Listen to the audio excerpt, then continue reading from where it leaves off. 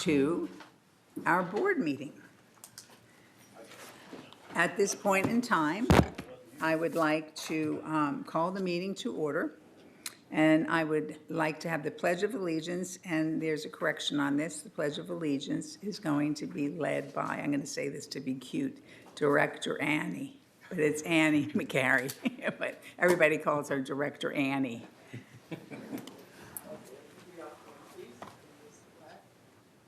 I pledge allegiance to the flag of the United States of America and to the republic for which it stands, one nation, under God, indivisible, with liberty and justice for all. Thank you very much, Director Annie. We have the media present. I would like a motion, please, to approve the agenda. So move. I make a motion that we approve the agenda. Second. Second. Are we voting on I have a correction. Is there an error on the agenda? Well, it's on a resolution. When do I do that? When do I give you that? Do we information? want to, at the point where we're approving the agenda, we would make a correction. That would mean if anything was misstated, or if we forgot to put something on. But if we're going to take, as we are, we have a few resolutions where we know we have to delay them. Okay. That will not happen until we get to that section of the agenda. Okay. Okay? Thank you. So therefore, you're going to wait until we get there. Is Okay. that correct? Good, thank you. So it was approved, we going to vote in process here? Did we? discussion? The voting screen should be up. Oh, it is, okay, thank you. I guess we're electronic today. I need to do something?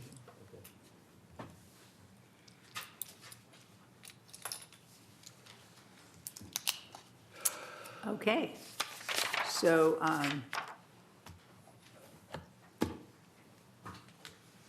right, so all of us who are present have voted, and the motion has passed.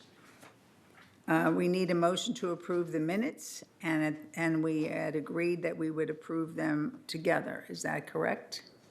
So do we have a motion? Okay, so then I make a motion that we approve the minutes, A, B, C, and A, D. B, C, and D. Okay, do we have a second?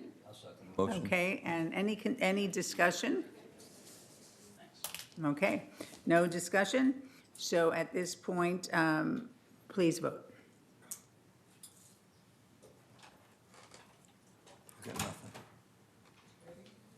Is it, okay.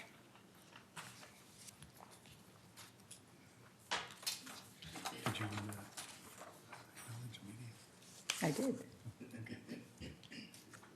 Okay, so everybody present has voted. All right, so it is now time for the chair's remarks. Well, we have, one of our board members has resigned because he has moved out of the community, and that is Roy Burninghouse, who is our secretary. And we really appreciated the time and energy that Roy put into this, but he has moved to Laguna Niguel, and we usually don't have people who live in Laguna Niguel be on our board, so too bad.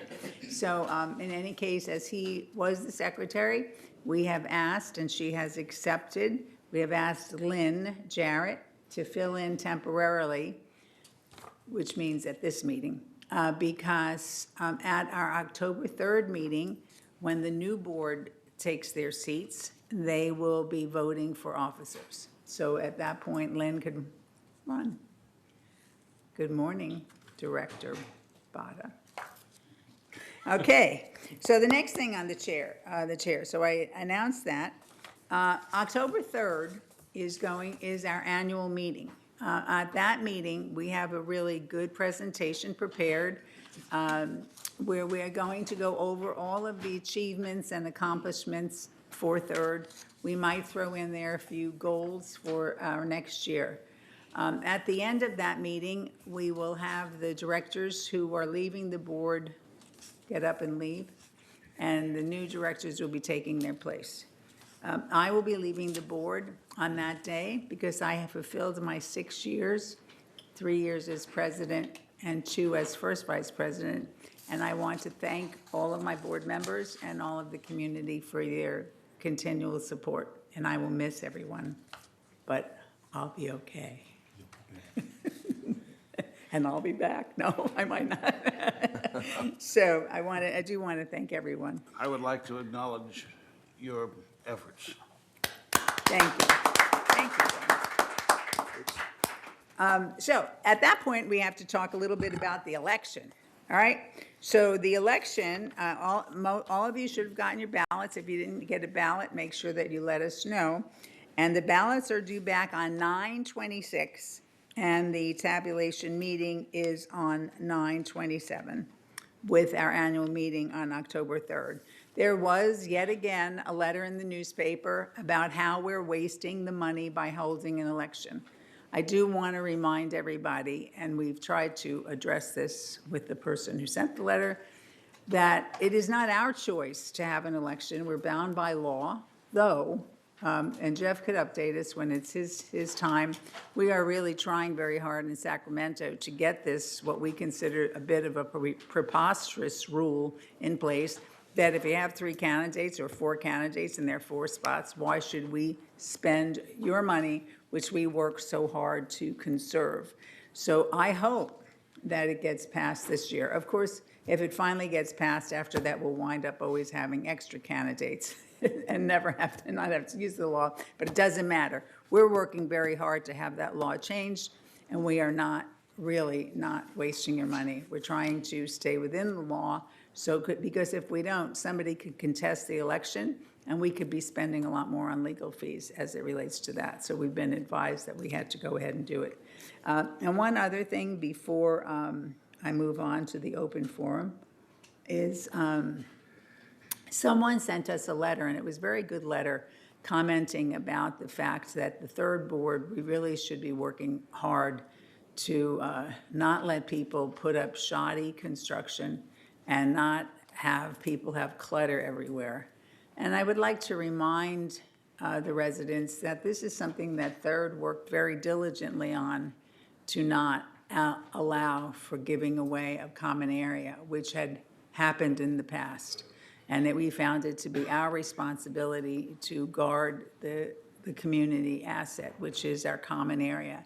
And in some places, people, because of past practices, we call them McMansions. They have really built out their homes too much. And we have a position where we weren't taking it back, but we're really careful with that. So please remember that we really try very hard to guard the community, and we try very hard to work with all of the residents to not allow for clutter, not allowing for trees to be planted everywhere. So any ideas that you have, we're always open for that. So that's enough of my comments at this. And again, I thank you all for your support over the years. The next item is our open forum, which is 3 minutes per speaker. And I will turn this over to Cheryl. Thank you. Our first speaker is Chris Collins.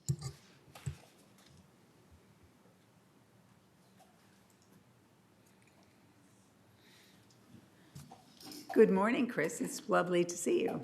Good morning, Rosemarie. I want to join in, too, in acknowledging your most generous leadership in this position, because I know this is quite a labor of love, and it takes some real devotion on one's part to do this with fidelity. So thank you, and thank you to all of you.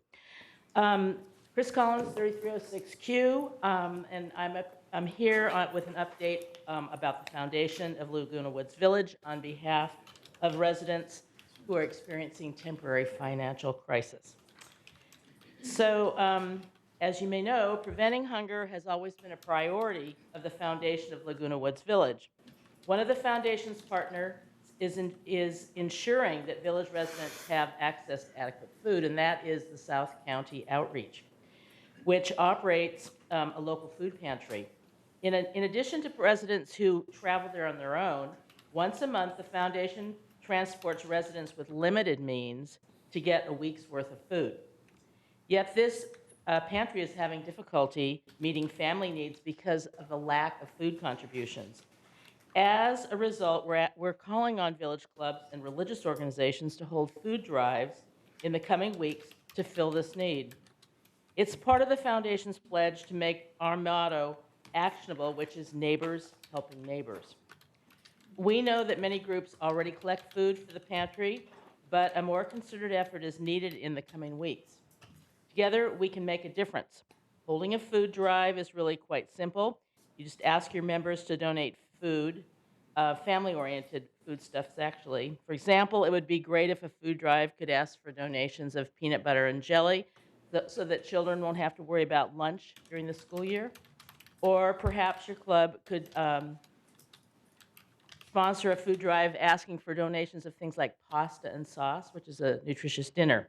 If you'd like more information about holding a food drive to help South County Outreach, or need to know where to drop off the food, please contact Arlene Esposito, who is the pantry's food drive coordinator at arleneesposito@aol.com, or Ken Hirsch at Foundation Board Members at the foundation at comline.com, or you can call directly South County Outreach at 949-380-3798.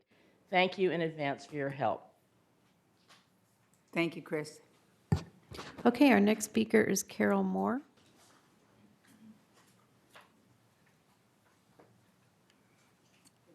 Good morning, Carol. We haven't seen you for a long time. I don't come very often, and I'm going to get to that point because I don't think I really need to. If you've ever ridden with a careless driver, you know how unnerving it is as they ignore speed laws and continue through traffic lights even though they are already red. Disorganized individuals occasionally get on a board, and when they behave the same, they ignore laws, they ignore statutes, and their attitude, who's going to sue me?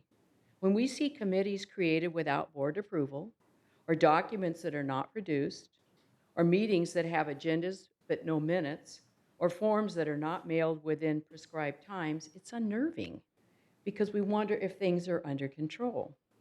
The Davis-Sterling Act was created to address that very type of conduct. And I want to thank Third Mutual Board for following the law, for there are 4 vacancies and there are 4 candidates. And you are holding the election that you're compelled to hold. And I personally know that other HOAs are doing the same. They are following the law. When we see you are logical and you are thorough, we believe other decisions that you make will be with the same care, and you have earned our trust. And actually, there's evidence, and you commented that I don't come, and if you look around me, there are very few people in the room, and the reason they're not here, they're not worried. They have confidence in you. When the room is full, it's not because people are all excited and suddenly became interested. They're always interested, but they trust you now. And I think that's evidence right there. Thank you very much. Thank you, Carol. And you can rest assured that whenever we drive into the board meeting, we look to see how many cars are in the lot. So, thanks again. Next, Cheryl. Our next speaker is Craig Wayne.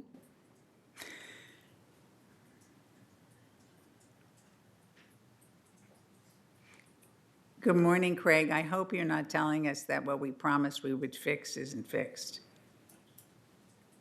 How could that happen?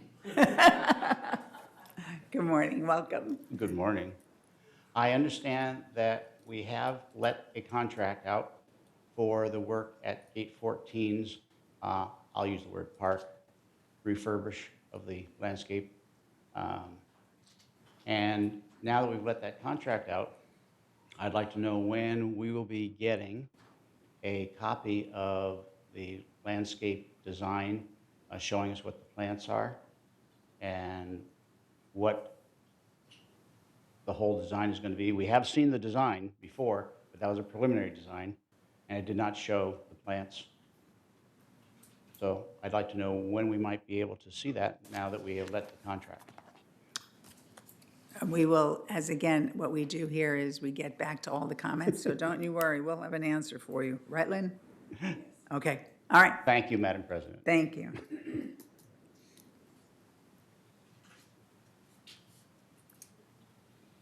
Our next speaker is Bert Moldow.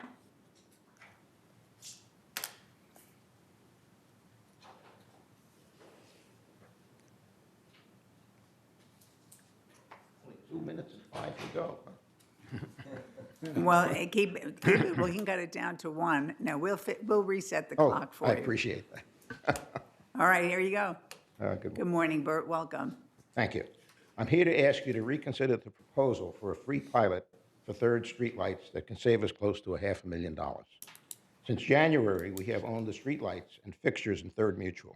Last September, in anticipation of acquiring the lights, the board signed a contract with Siemens to acquire and install any LED fixtures we choose with a pilot to determine the fixtures.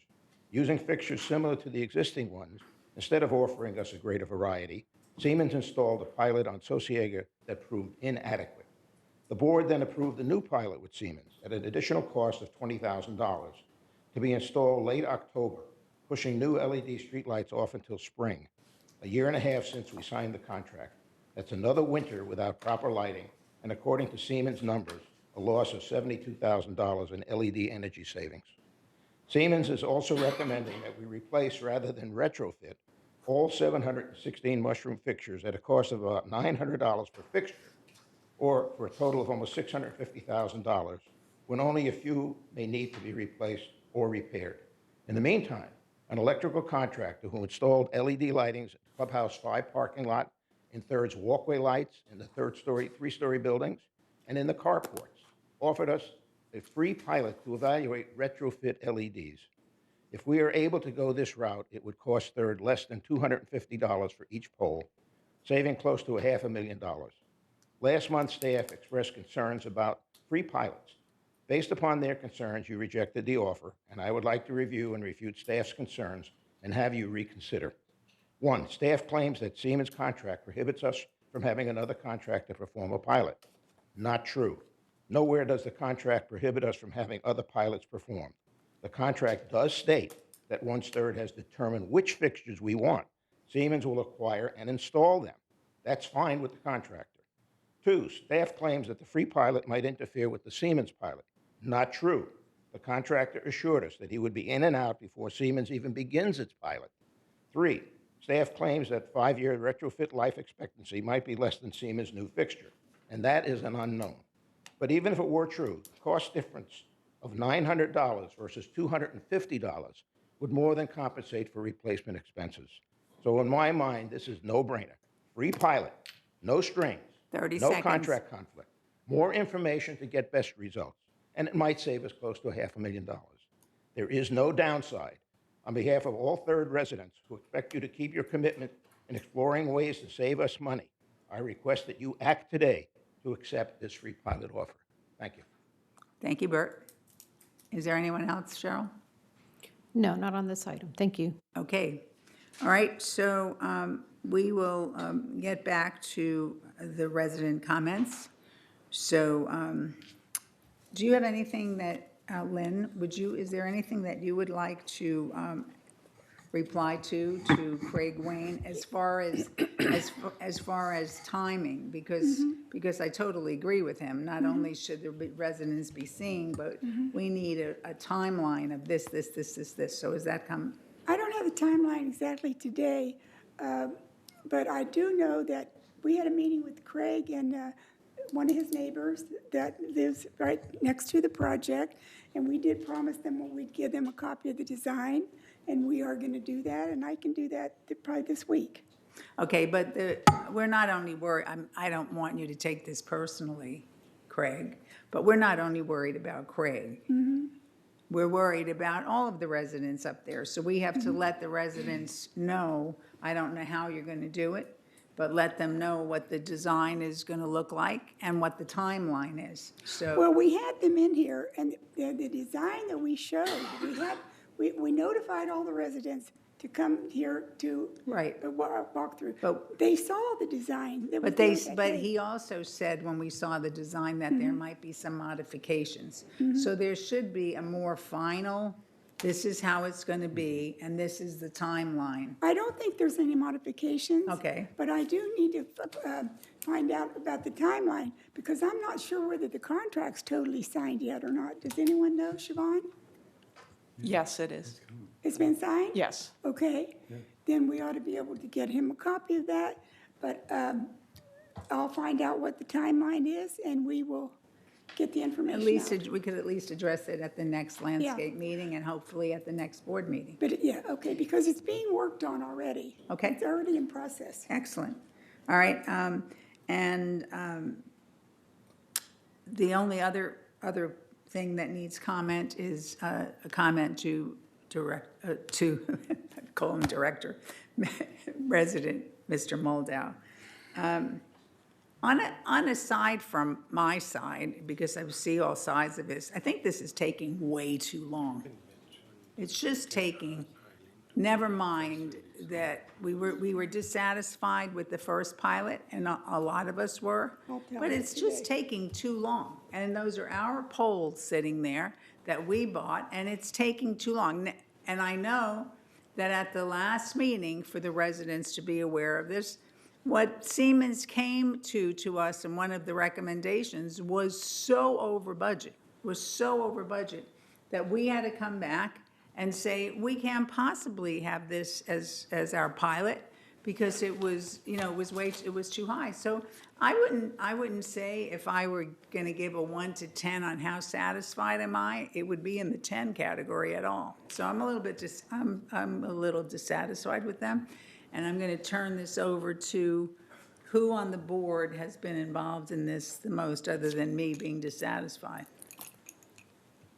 Okay, no one.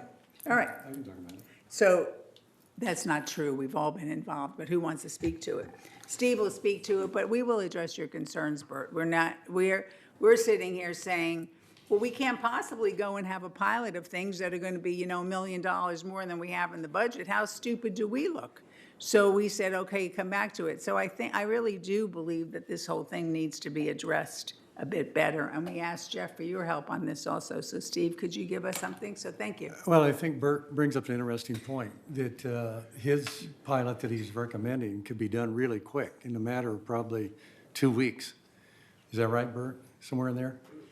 Okay, and the other pilot that we have is not due to start until, I think it's November, after we get some more infrastructure through Siemens to put up for the test. So I know in the past we have said this is probably not a good idea, but I think Bert brings up some very interesting points. And frankly, from myself, I think it should be looked at. So is that, Kush, you want to chime in on this? Judging from and reviewing from all this that's going on, I concur with what you said. I was out for quite a long time during when all this was going on, and the last information that I got was October, which is very far away. So maybe we should reconsider and talk about it.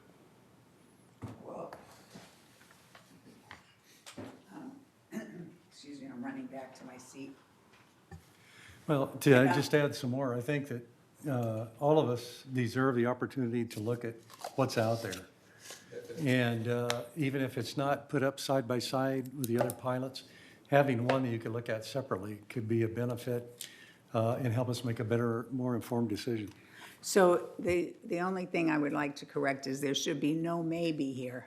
There should be a definite, this has to be moved up to a, this has been on a side burner way too long. We acquired them, and what's happening. So I would really recommend that we put some, like run out of this room tonight and start working on it. So we will, and we'll get back to you, okay? All right. President? Yes, I guess in the last Director. meeting, that we discussed, with the Energy Task Force regarding the pilot, my understanding was, because I was raising similar concern, and I was told that the contract is signed and we couldn't do anything with it. If that is incorrect, I don't know why we receive incorrect information. If that is correct, I don't know how we're going to go back without some penalties. So we need to look at that. either the statement was incorrect or, we are bound by by the contract. Well, I think that there are just a lot of things, there are a lot of things to look at here. And the lack of timeliness is a tremendous concern. And here it is, you're right, it's dark out again, and here we are again. So just the timeliness alone concerns me, so I know that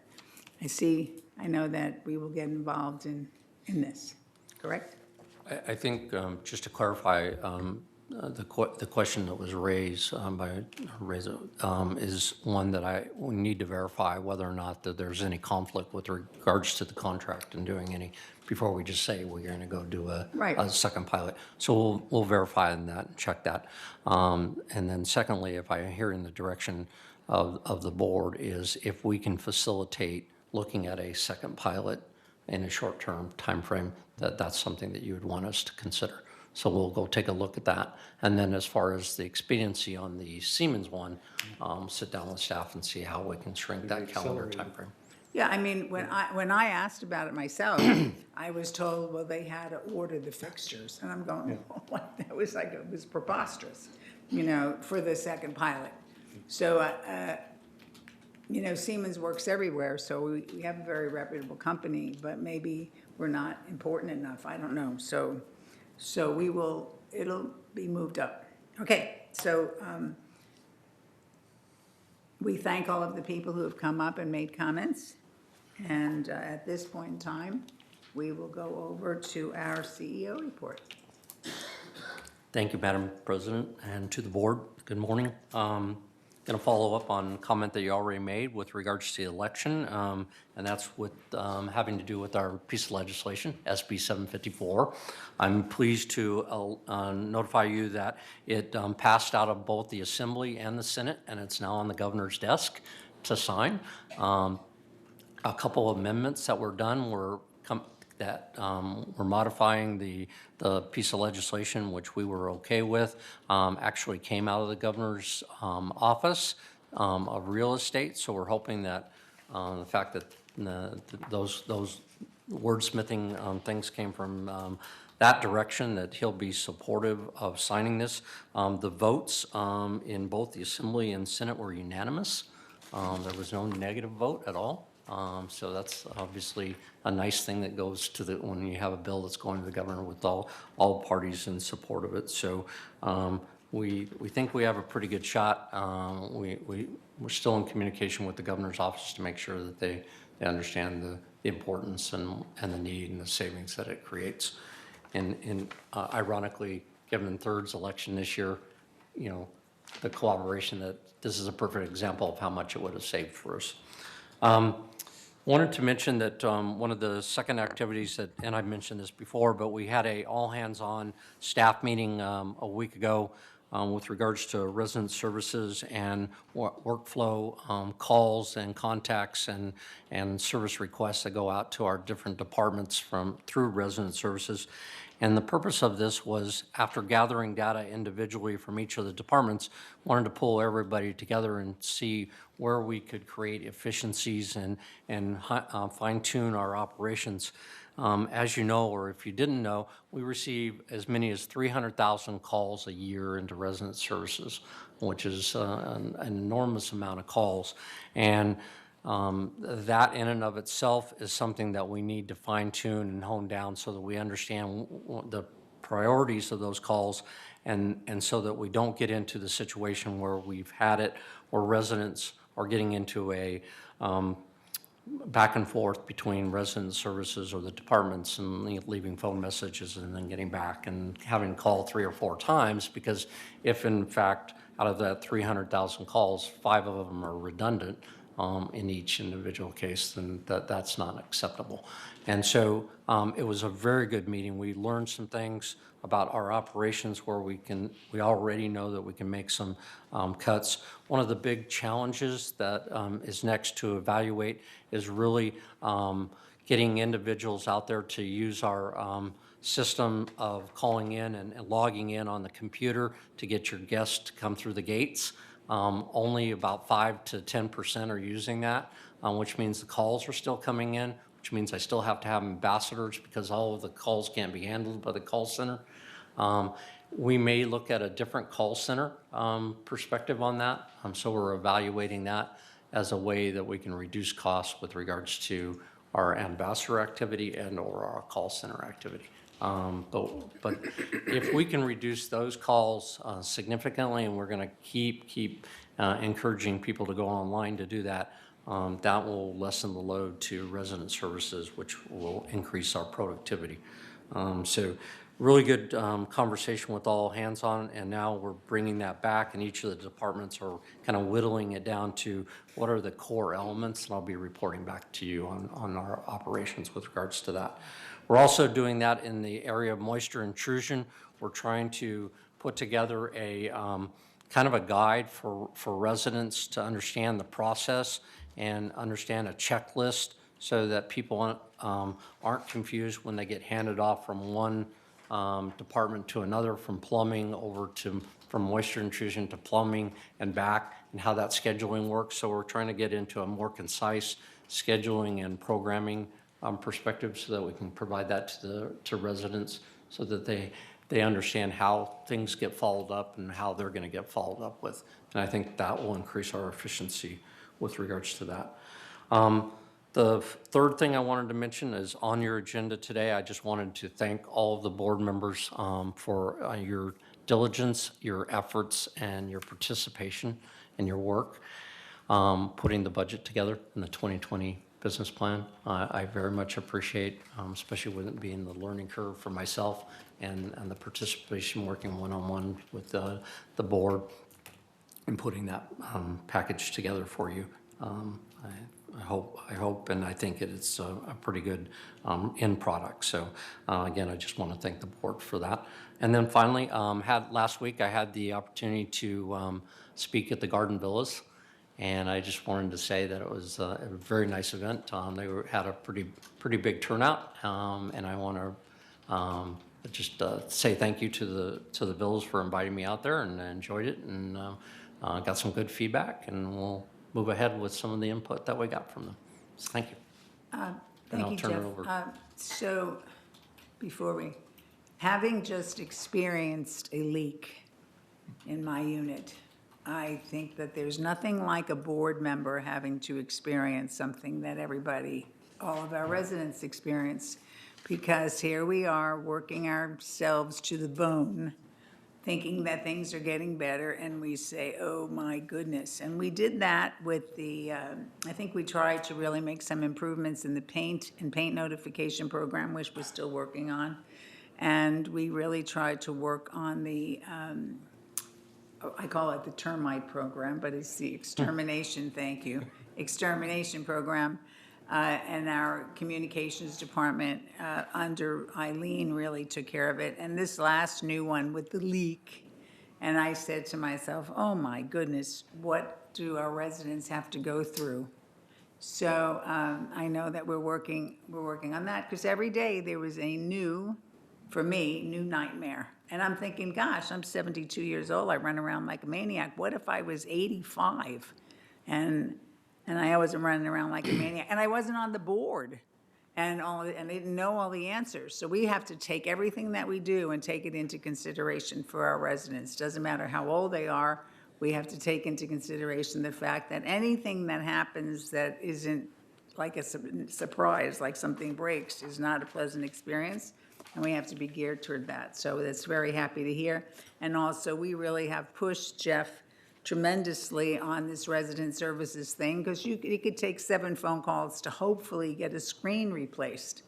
And we shouldn't, and that's a replacement, that isn't an accident, or a bad thing. So we're glad that we're going to work on it, and we look forward to new announcements for the community on how those 300 million whatever calls are going to be divided by 7 and cut down, because that's what I think. But in any case, so now we're going to go over to our infamous working very hard COO.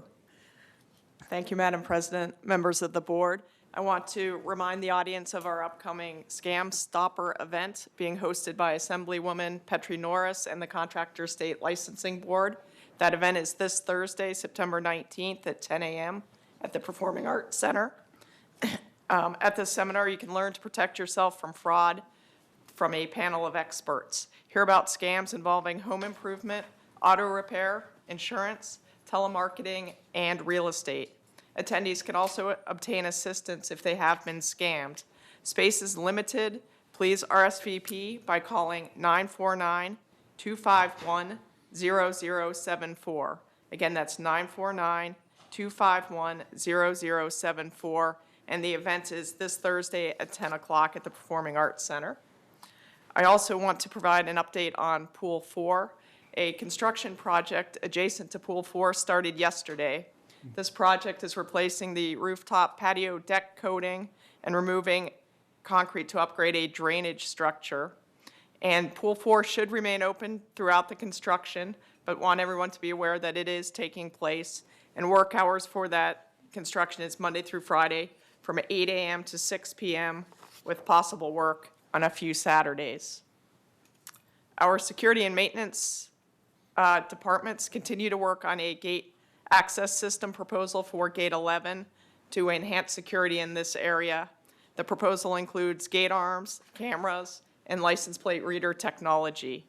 On August 26th, the Security and Access Committee approved the Gate 11 security proposal, and the next steps are to listen to the proposal at the GRF Maintenance and Construction Committee meeting on October 9th, the GRF Finance Committee on October 23rd, and then consideration by the GRF Board if it moves forward on November 5th. We also have some good news for our residents who like to garden. The Landscape Division is now picking up garden clippings on Friday mornings.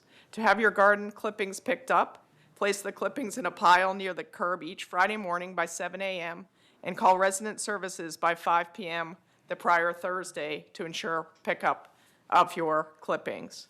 And Resident Services can be reached at 949-597-4600. Could you say that again, please? 949-597-4600. And then just a reminder that the NFL football season is underway, so if the football fans out there are encouraged to attend the Monday night football viewing parties at the club rooms at Village Greens. This occurs every Monday night at 5 p.m. The free event features happy hour cocktail pricing, weekly food specials, and free chips and salsa. So if you're a football fan, come on out next Monday night. Thank you. Okay, I have two questions for you. Number one, how did that little toll roads event go? I think it was very, very well received. Eileen's nodding her head in the back. And Okay, so, all right, and that's good. It's amazing. Some of us didn't get the little whatevers, and yet other people got them in a flash. So I think there's a little problem with that. And do we have? Is there any new information that's going to come out on trash, and when? Because we met about it, and Right. Yes, there's a whole trash campaign coming out shortly. Shortly. Does that mean next month? I'm going to ask Ms. Paulin to come up and address that. Because it's very important to all of the residents.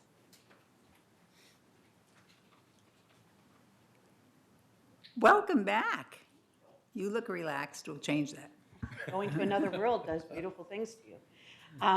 Regarding the trash campaign, we are working on it. Chris L. and I have been working very closely with Waste Management to just make sure, first of all, that all the facts line up. And I think we're finally at that point. As you know, we've had a lot of conflicting information about what Waste Management does and does not do here in the village.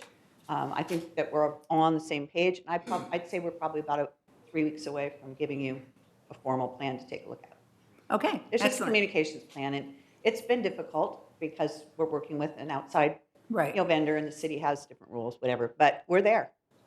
Well, Chris really tries extremely hard, and I know our building constantly had rolling, they would never put the trash bin in correctly, and it was always rolling out, and he fixed it.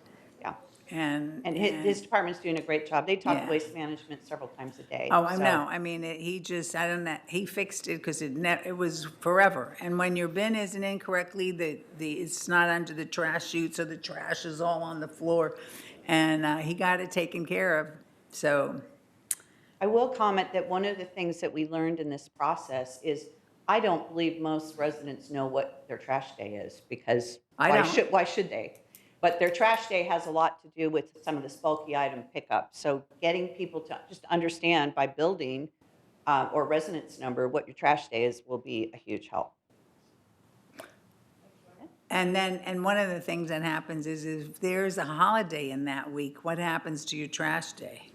Because I remember living in a home in Laguna, you had a holiday on Monday and everybody put their cans out on Thursday, but they wouldn't come on Thursday because there was a news. So it's going to have to be trash day plus holiday. My goodness. But thank you. And Chris is really devoted to getting this done right. So we're looking forward to it. All right. So at this point in time. Madam President, I have one question for Siobhan. Excuse me. I Please, forgot to if ask. I may. The event that you mentioned, which is at the PAC, will that be recorded? Because there are people like me who will not be able to attend the event on 19th. So Check on that for you and I will.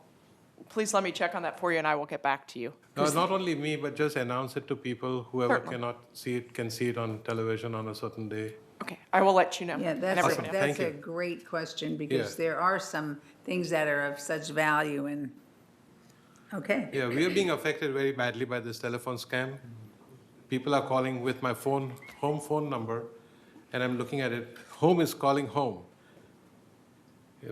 So it's confusing and Well, that's a great thought, yeah, so good. yeah. All right, so the next item on our agenda is the consent calendar. And all matters on the consent calendar are recommended for action by committee. Okay, so we only put things on the consent calendar that are going to pass. If anything is going to be denied, it is not on the consent calendar, it's on unfinished business. So do I have a motion to approve the consent calendar?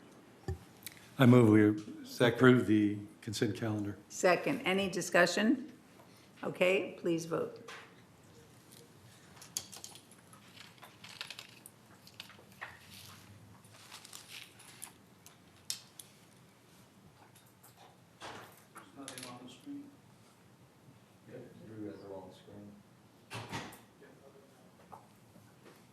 Yeah, he's on a different screen.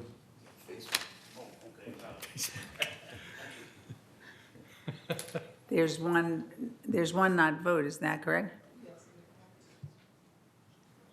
Annie? Director McCary, just give me your verbal vote and I'll record it for you. Oh, There you go. we're good. Okay, so the motion has passed. All right, so now we're going to go to unfinished business. And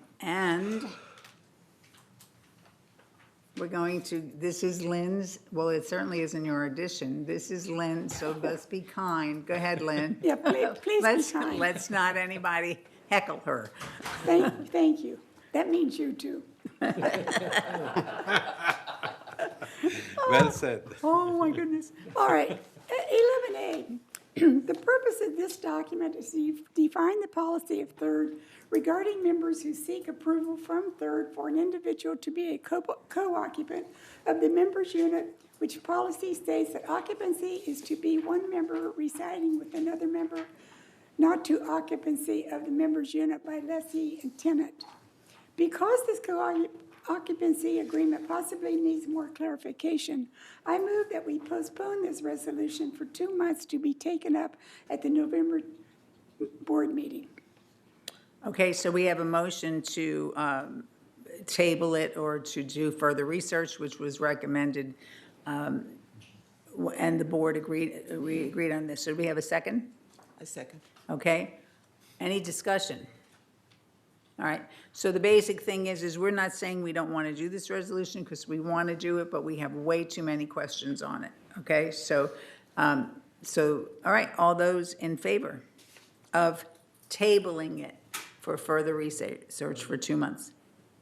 Or 50, it's really, Well, we don't say 60 days. What is it, 56 Well, days? I said 2 months till the next board meeting. Okay, till the next board, not the next board meeting. I mean, the To November the board November meeting. board meeting. board. Okay, What I said, all yes. right. So that's what'll be in it officially. All right. Okay, 11B, the resident. So wait a minute. Oh, I'm Well, sorry. I didn't say that everyone that's voted right. yes. Okay, so Sorry, I it was passes. anxious. So now I just have another question. Who is going to accept, who is going to lead this project? I mean, because. will. Lynn will, all right, because we can't say, oh, let's table it and then just leave it there. It has to be, that means any residents who have any other comments, whoever, any little committee that you're going to have to work on this, because I know that some people were very active in it, that you'll keep it going. Okay, For sure. thank you. Okay.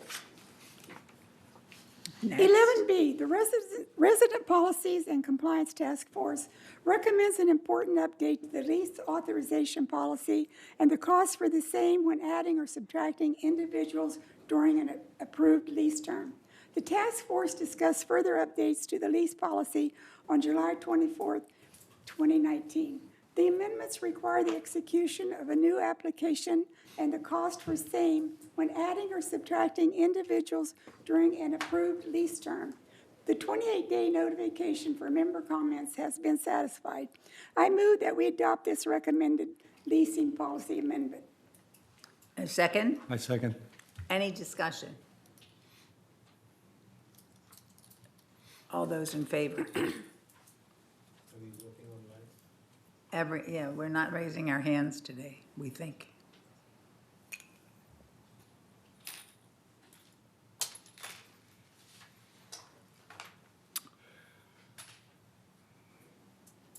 Annie, oh, no. Director Jarrett, can I have your vote? Oh, it didn't show up? Sorry. Still not, there it goes, thank you. Okay, so it has passed. It has passed. All right, next. Okay, 11C, the Landscape Committee voted to adopt a resolution prohibiting all new planting of fruit trees and vegetables in common area. This proposed resolution prohibits planting in an effort to reduce the rodent population. The 28-day notification for member comments has been satisfied. I move that we adopt this resolution. Do we have a second? Well, Reza. raise the seconds. All right, so we have a motion that has been made and seconded. We have discussion on this? Okay, no discussion. All, please vote.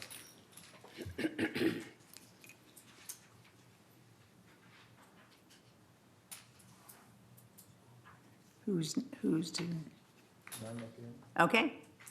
All present have voted yes. Okay, the motion passes. Next. Okay, 11D, the Architectural Controls and Standards Committee recognized the need to amend alteration standards and create new ones as necessary. Whereas this committee recognizes the need to revise the alteration standard 41, solar panels, one-story buildings. See one-story buildings is attached to the official minutes. The additional 28-day notification for member comments and suggestions has been satisfied. I move that we vote to carry out this resolution as written. We have a second? I second. All right, any discussion? Yes.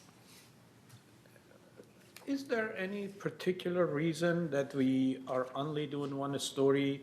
Because if somebody lives in three-story building and want to have a solar unit, can they use the roof and bring it down to their unit? Why What- not? No, and that, what we did on the solar panel is we separated it in from one, because the requirements are different on 1, 2, and 3-story building.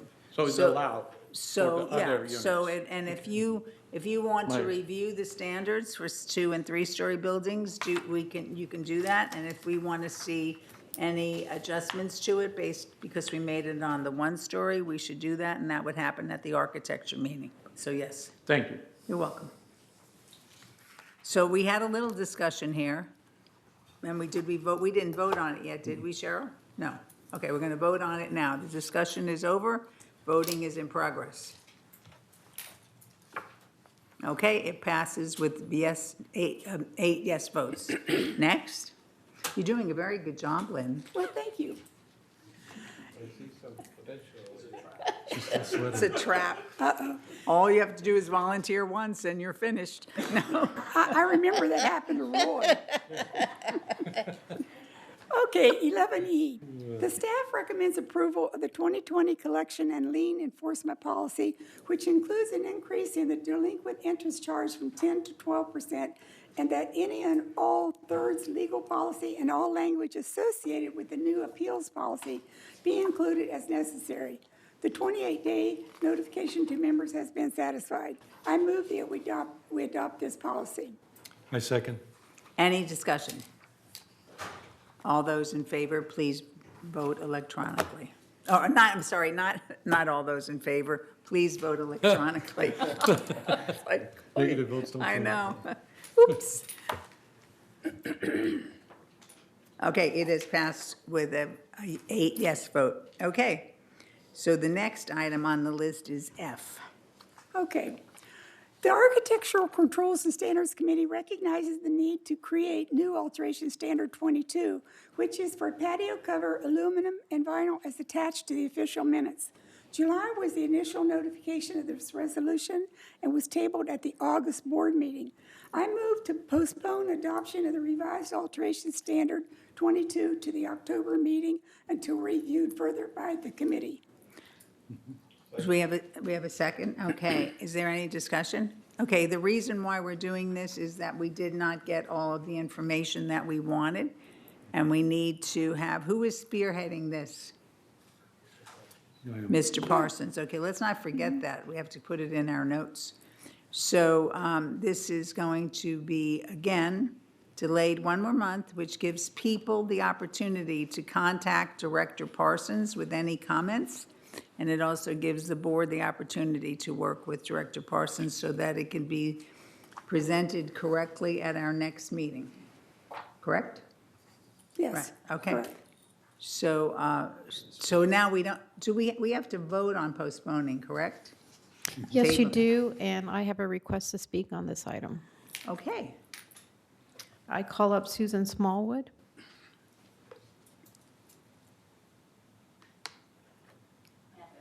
Picture to pass out. Thank you. And please know that you get the opportunity to work with Steve on this. Sorry.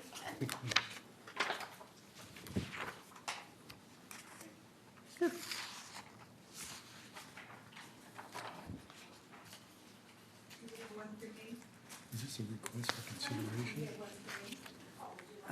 It's just her report. Good morning, I'm, So Susan, you know that we're not voting on, I'm sorry. My mic is off. You know we're not voting on this today. I do. Okay, I so just want- whatever comments that you make today, Steve will take them to committee, and if you want to give more opinion or thoughts to the committee, we do welcome your thoughts and consideration. Okay, it's okay? Thank you. The first picture, Susan Smallwood, 3456B. The first photo is the back of our unit that was taken on March of 2018 when we first purchased the unit.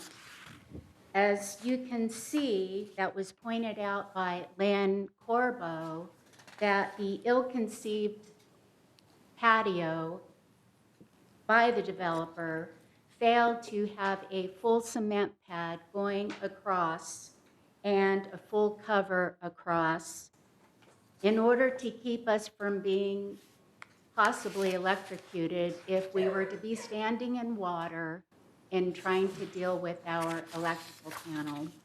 As it is, we will have to walk out of our front door and go clear around to the back if it were to happen in the middle of the night. Our neighbor is Mr. Berkovitz, and he is 93 years old. And as I've been pointing out for the last year and a half, the association decided to put 3/4-inch rock down. He uses a cane.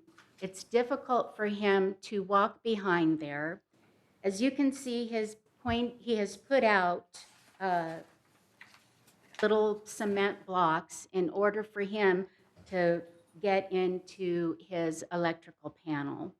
The second photo, we were granted a variance to move our air conditioning condenser, and the area was never really taken care of. And so my husband and I have moved the tree that was the sago palm that has been blocking in order to be able to get there, and some of the dead vegetation.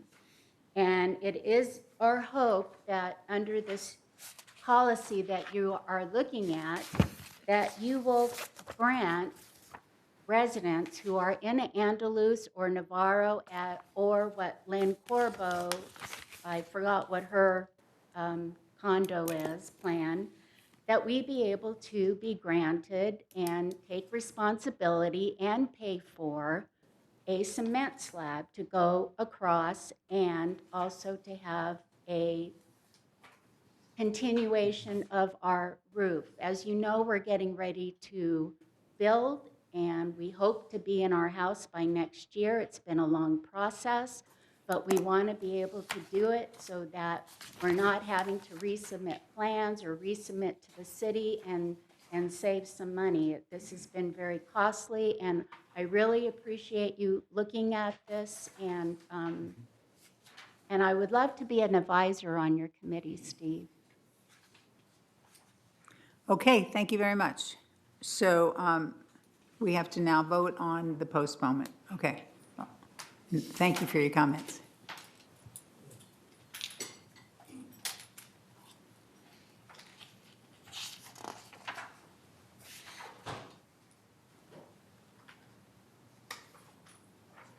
Okay, so we have 8 votes, all members present voting yes to postpone, and Steve is going to spearhead this so that we're good. All right, number G and H, we're removing that, having to talk about this from Lynn, giving her a break. And because it is finance, we're going to ask John Pearlstone, our treasurer, to do this. Thank you, Madam President. We've got a lot of details to read in the actual resolution. This is the approval or the resolution of our 2020 budget. A couple general comments before I read all the details. I think as a board, we all feel very good about the level of detail and research and analysis that went into preparing and analyzing and coming to the final conclusions on this budget. We wound up with a very tolerable, modest 2.35% increase over last year's assessment. And I think what residents would want to know is that every one of those dollars that's been allocated for next year is being used for something meaningful, a focus on wasteland remediation, deferred maintenance, real improvements to our building community that we know are needed and that we're trying to get handled. I think another thing that you'd want to be aware of is that we spent a lot of time trying to see the light at the end of the tunnel on some of these bigger projects where they're not going to go on forever. We'll get caught up, we'll get ahead of the game. Staff is aware of it, and we're watching it very closely. So all in all, I think we feel extremely good about where we were able to land this year. I would extend thanks to staff for all their guidance and help on it, and certainly, sad she's not in here, but I hope we can maintain the level of effort and effectiveness that Rosemary was able to bring to the dance. Her knowledge and experience and detail is just remarkable. So now we'll just do some reading, and then we can talk about motion. So the 2020 Business Plan Resolution, resolved September 17, 2009. I feel like I'm in church or something, reading the anyway, September 17, 2019, that the business plan of this corporation for the year 2020 is hereby adopted and approved, and resolved further that pursuant to this said business plan, the Board of Directors of this corporation hereby estimates the net sum of $33,162,715 is required by the corporation to meet the third Laguna Hills mutual operating expenses and reserve contributions for the year 2020. In addition, the sum of $15,054,537 is required by the corporation to meet the Golden Rain Foundation and the Golden Rain Foundation Trust operating expenses. So the numbers I shared with you include all dollars that need to go to Golden Rain as well. So that's all inclusive, which is nice to have that under the 2.35% increase. Therefore, a total of $48,217,252 is required to be collected from and paid by members of the corporation as monthly assessments, and resolve further that the Board of Directors of this corporation hereby approves expenditures from reserves in the sum of $14,669,395, of which $12,357,061 is planned from the replacement fund, $255,000 from the elevator replacement fund, $118,420 from the laundry replacement fund, and $1,867,932 from the disaster fund, and $70,982 from the Garden Villa Recreation Room Fund. And resolve further that the Board of Directors of this corporation hereby determines and establishes monthly assessments of the corporation as shown on each member's breakdown of monthly assessments for the year 2020, and as filed in the records of the corporation, said assessments to be due and payable by the members of this corporation on the first day of each month for the year 2020. And resolve further that the officers and agents of this corporation are hereby authorized on behalf of the corporation to carry out the purpose of this resolution. Should I do the other resolution or stop here? Yeah, make a motion. Okay, I make a motion that we approve the aforementioned resolution. I second. Second? Okay, discussion? We might mention that other corporations have already done this and already passed theirs, so we're the last one coming on board. Okay, hearing no discussion, are we ready to vote? Let's commence voting.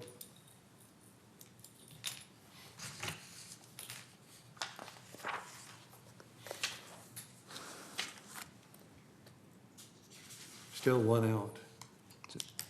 Me? No, you're there. Okay. Never know these things. Because Rosemary's out of the Oh, that's right, room. okay. Okay, 7 yes, it passes. Okay, on to our next one, which is 11H. John, you want to take that? Yes, sir. So this is the resolution relative to our thresholds and information on our reserve funding. Whereas Civil Code 5570 requires specific reserve funding disclosure statements for common interest developments. Whereas planned assessments or other contributions to replacement reserves must be projected to ensure balances will be sufficient at the end of each year to meet the corporation's obligations for repair and replacement of major components during the next 30 years. And now therefore it be resolved, September 17, 2019, that the board has developed and hereby adopts the replacement reserve's 30-year funding plans attached, with the objective of maintaining replacement reserve balances at or above established thresholds totaling $8,290,000 while meeting its obligations to repair and to replace major components, and resolve further that the officers and agents of this corporation are hereby authorized on behalf of the corporation to carry out the purpose of this resolution. And let us all say, couldn't resist it. Okay. This is not church. Sorry, it just feels like it. I make a motion that we approve this resolution. Second? Okay, raise it, seconds it. Any discussion? Okay, let's commence voting.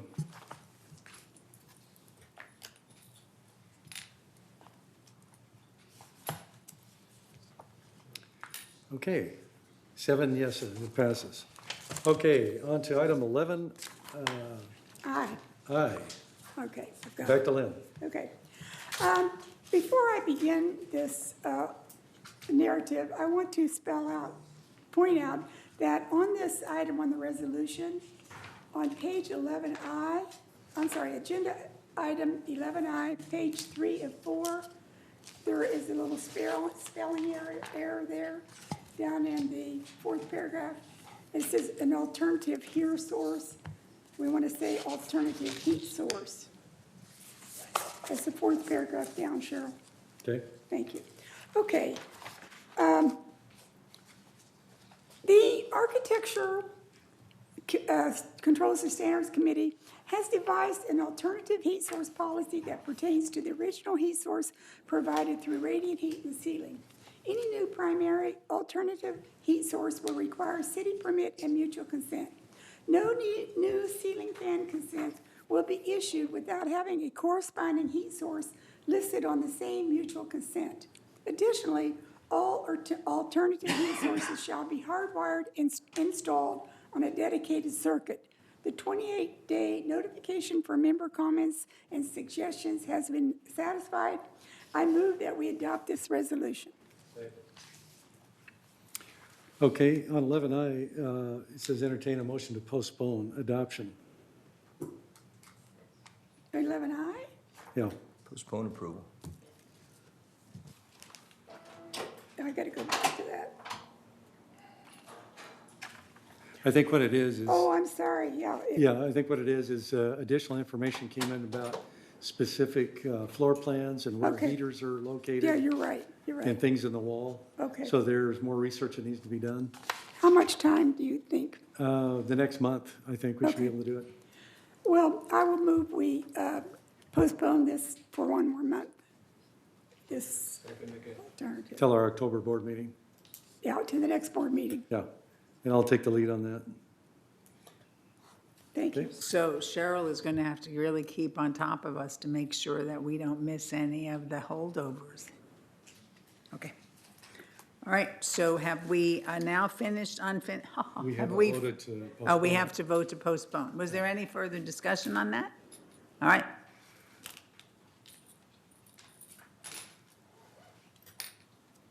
Okay. Okay, so we have now completed we're finished with the unfinished business. And we now have to move over to new business. So, and is Lynn, are you doing these also? Yes. Of course. Okay, good. So, new business A. All right. The next two resolutions, A and B, are both landscape requests. The Landscape Committee, 12A, the Landscape Committee reviewed and denied this request for tree removal by Conrad at 3317C via Carrizo. Recent epoxying of the sewer main line should negate future root intrusion. The Mutual's tree removal guidelines do not authorize removal based on litter or debris. I move that the board denies this request. Do we have a second?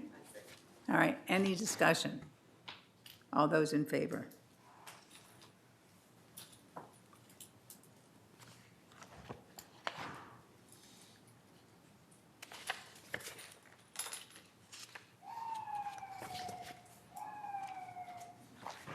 Okay. Two.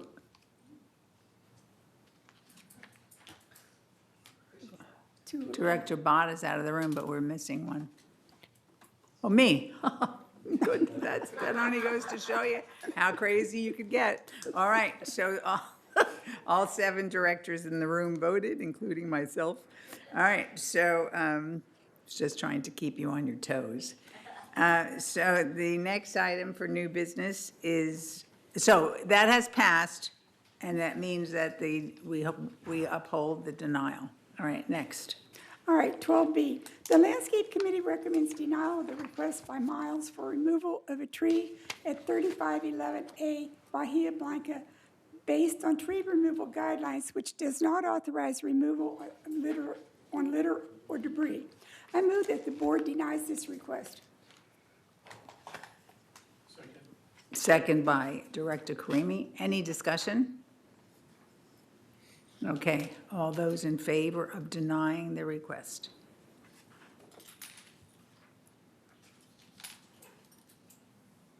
All right, all directors in the room had voted yes to deny. Okay, the next is C. Entertain a motion. Okay.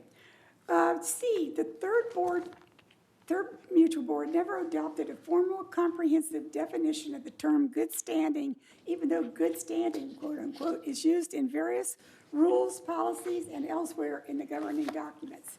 The definition of good standing for the purposes of the enforcement of the mutual's governing documents include that a member in good standing is not delinquent in the payment of any assessment or related charge to the mutual. He or she is not currently in violation of the provisions of the government documents and is not currently subject to disciplinary action imposed by the board of directors after a duly noticed hearing. A member in good standing is eligible to vote and is eligible to serve on the board. This board has now defined what good standing means and implications or lack of the same in this proposed resolution. This September initial notification must be postponed for 30 days for member comments and suggestions to conform to civil code. I move that we adopt a good standing, I move that we adopt a good standing policy as outlined in the resolution. I second. Okay, so, but we don't It's vote on, initial. we don't vote on this because this is initial, so you can move, but that's it. So is there any discussion about this? So an example would be if I owed $18 on my assessment, which supposedly finance says that I do, which is impossible, No, no. I shouldn't be on the board, and I don't. No, no, so basically it means that if you want to, better watch it. If you can't run for the board, not that we have a big, long line of people who want to run for the board, but you can't be on the board, you can't be on the other board, like on GRF. So unless you're a member in good standing, can I be an advisor to a committee if I'm not a member in good standing? Does it say that anywhere? I didn't read that anywhere. I better read that really well, but that's several pages long, this resolution. All right, well, the thing is, right. and- We better review that. No, so the thing is it's important that we're very clear on all of this. So, do you have the same rules for Garden Villa? Is the president of Garden Villa a member in good standing?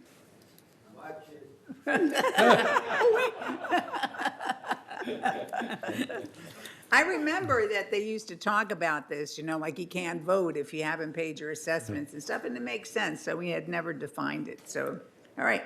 So if anybody has any comments or any way they think this should be better, or if, I think that you should look at the advisors part and put it as part of your thing, and you have to do I it in know. 28 days. So noted. And who is owning this?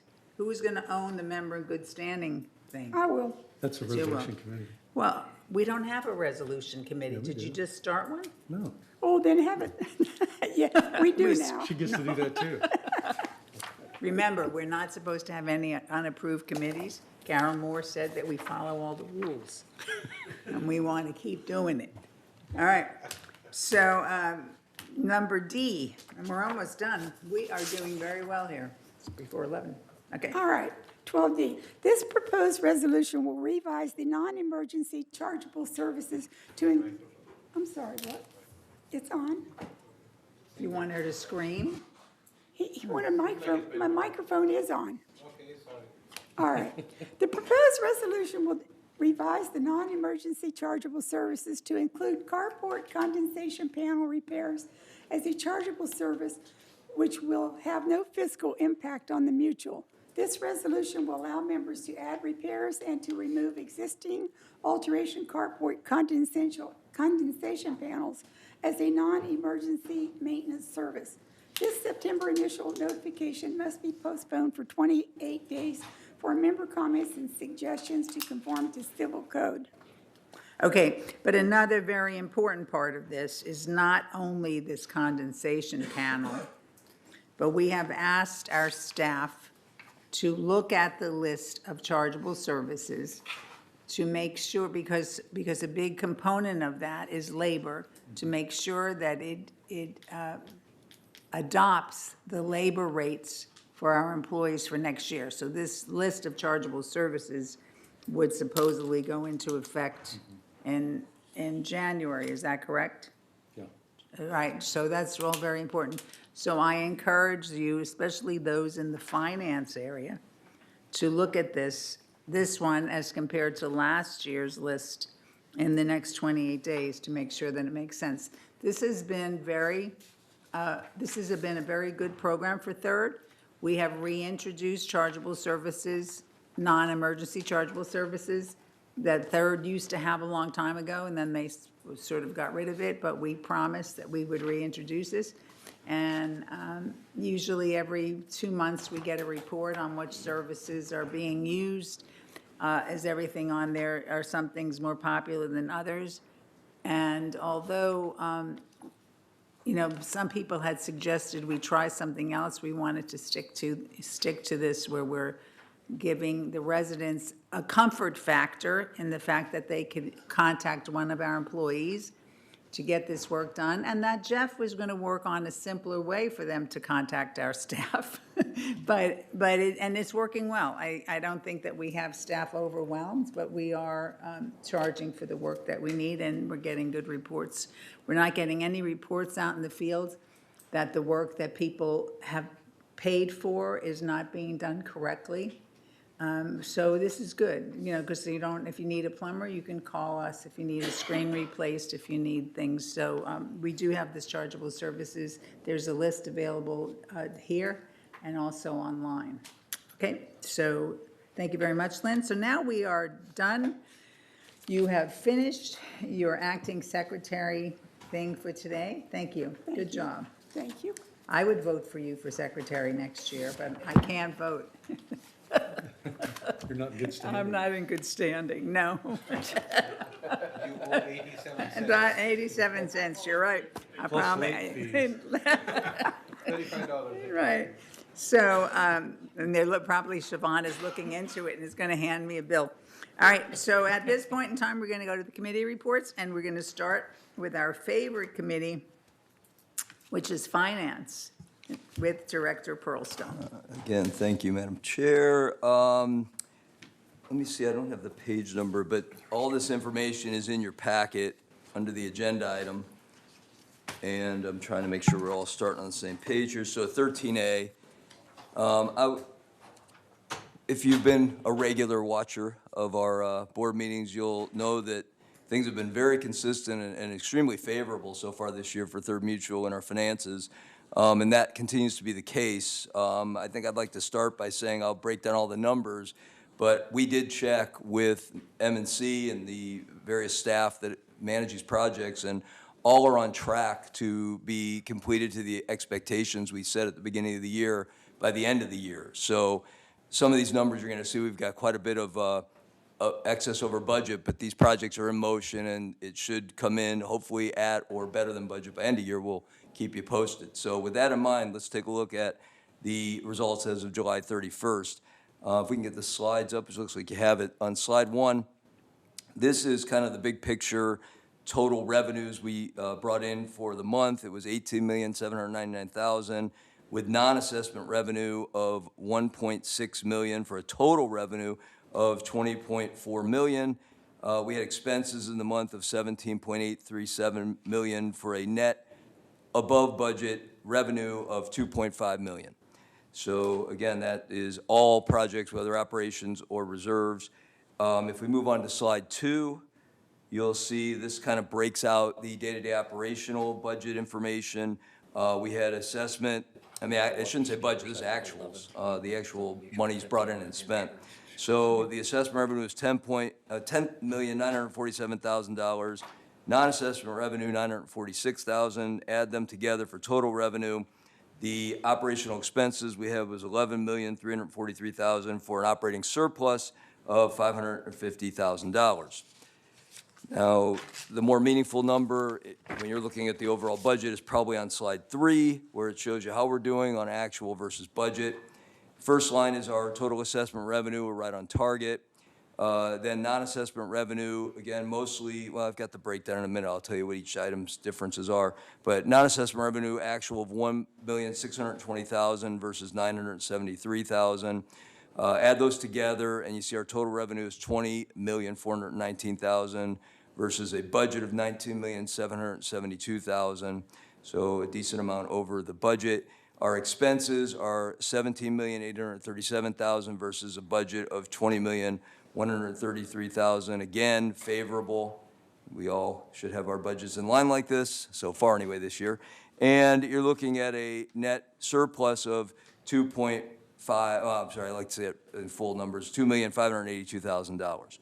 So things look very favorable to budget. I'll remind our residents that the budget process is equal each month versus our actual workload, which varies each month. So that's why you see these surpluses. These projects cranking away right now will start to level this off as the rest of the year proceeds. But if you take a look at slide 4, you can see where the surplus exists, and it starts to make a lot more sense. Outside services, which are a lot of those construction and maintenance projects going on right now, is a surplus of almost $2 million. And so those things will be used. Hopefully there'll be a surplus at the end, but at least a good chunk of that's in process. Non-assessment revenue, $647,000. Again, we've talked about it month after month, but it's generally good news. That is additional revenues coming in from our residents taking advantages of the chargeable services program and some additional interest income, which has been favorable for us this year too. We are a little ahead of the game on employee compensation and related. That's just good management, but also some turnover where there's spaces available, so we'll keep an eye on that.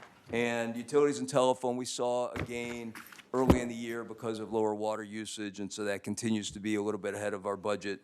The only thing that is a little under is our legal fees, and that is due to some specific issues that are being worked through, and so hopefully that will continue to be managed at a controllable level. But overall, extremely sound financially. So you can start to see a breakdown on slide 5 where you can see the different line items in a pie chart, which lets you get a feel for which ones take up the most of our revenues versus expenses. And outside of assessments, because that slide is non-assessment revenues, you can see really the bulk of it is fees and charges to residents, being chargeable services primarily, some fines and other fees that people pay, and then interest income. So in that sense, that accounts for almost half of our non-assessment revenue. You can look through and see the other breakdown of additional items that provide small amounts of non-assessment revenue. Give you a second to look at that. And then we'll move on to slide 6, and that is showing a breakdown of our expenses, which is definitely something we're studying, kind of see where the money's going. Service business, employee compensation related, you'd expect that to be the largest number, and it is, 42%. And then outside services, 25%.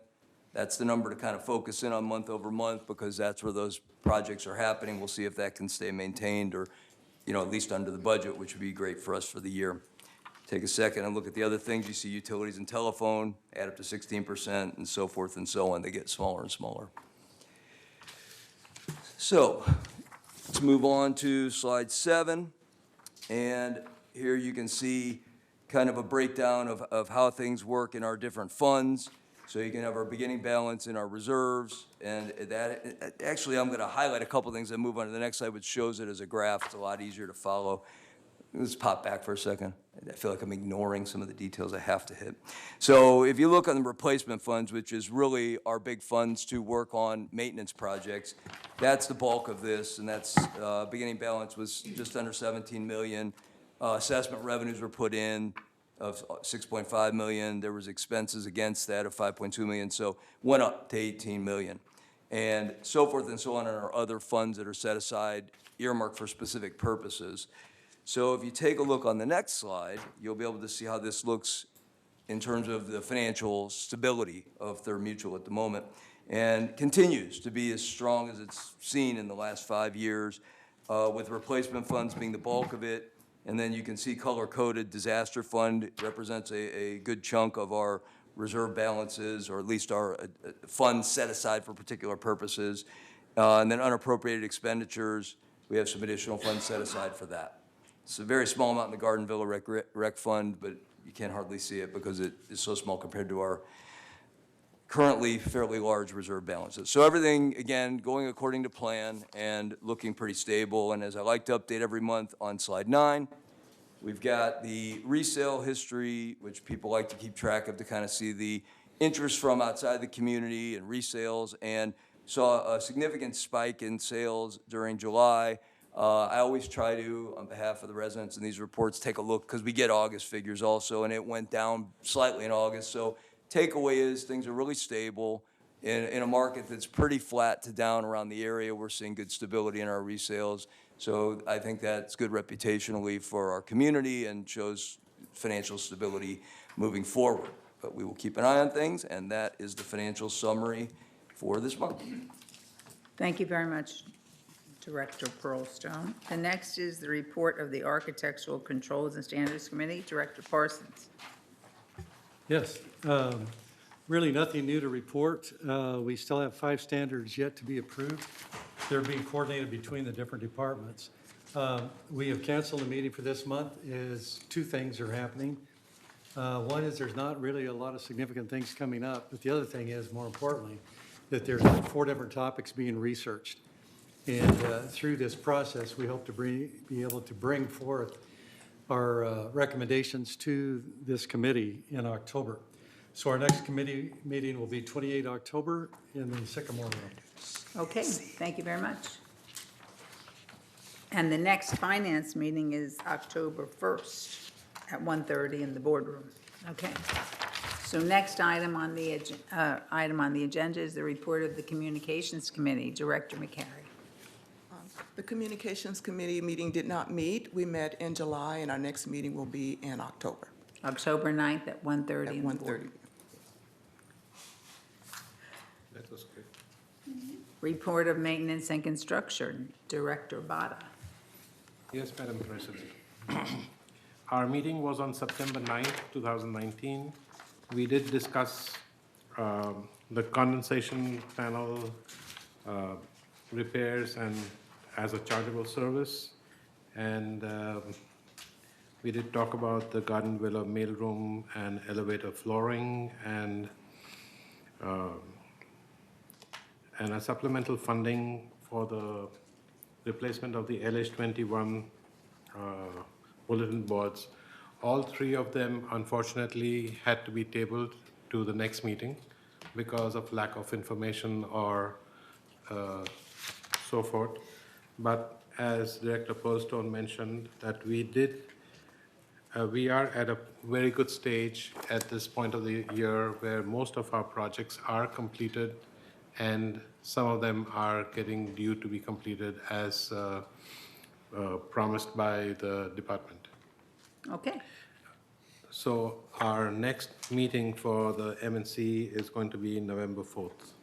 Okay, because on here it says next meeting XXX. So it's a new date. So November 4th? Yes, ma'am. Okay, at 1 p.m. At 1 p.m. in the boardroom. Okay. A report of the Parking and Golf Task Force. Right. Golf Cart Task Force. I didn't Yes, speak as I correctly. reported last month, there are 8 golf cart parking slots to be installed in the Wedding Cake area by the end of the year.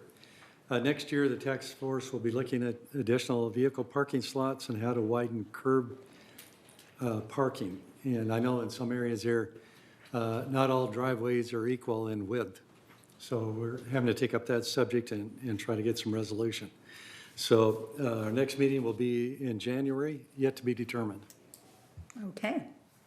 Report of the Landscape Committee, Director Jarrett. Okay. As always, there's been a lot of activity in landscape. As of July, there were 100 palm trees trimmed and 49 various trees were removed. Contractors have completed clearing 2 major slopes in Gate 14, are now elsewhere in the mutual working on slopes, and then work will commence clear to the end of the year. The fire reduction project of removal of vegetation raising the lower limbs of trees on slopes in high fire risk areas was started in July and is ongoing. The work on the landscape modernization project in Gate 14 is underway. All you can see right now is a fence around the area in cul-de-sac 408 with bare ground. We expect to get about a 65% rebate from El Toro Water District on this project when complete. I'm really looking forward to seeing this little park shaping up with its drought-tolerant plants spread among the decomposed granite walkways along with a few benches.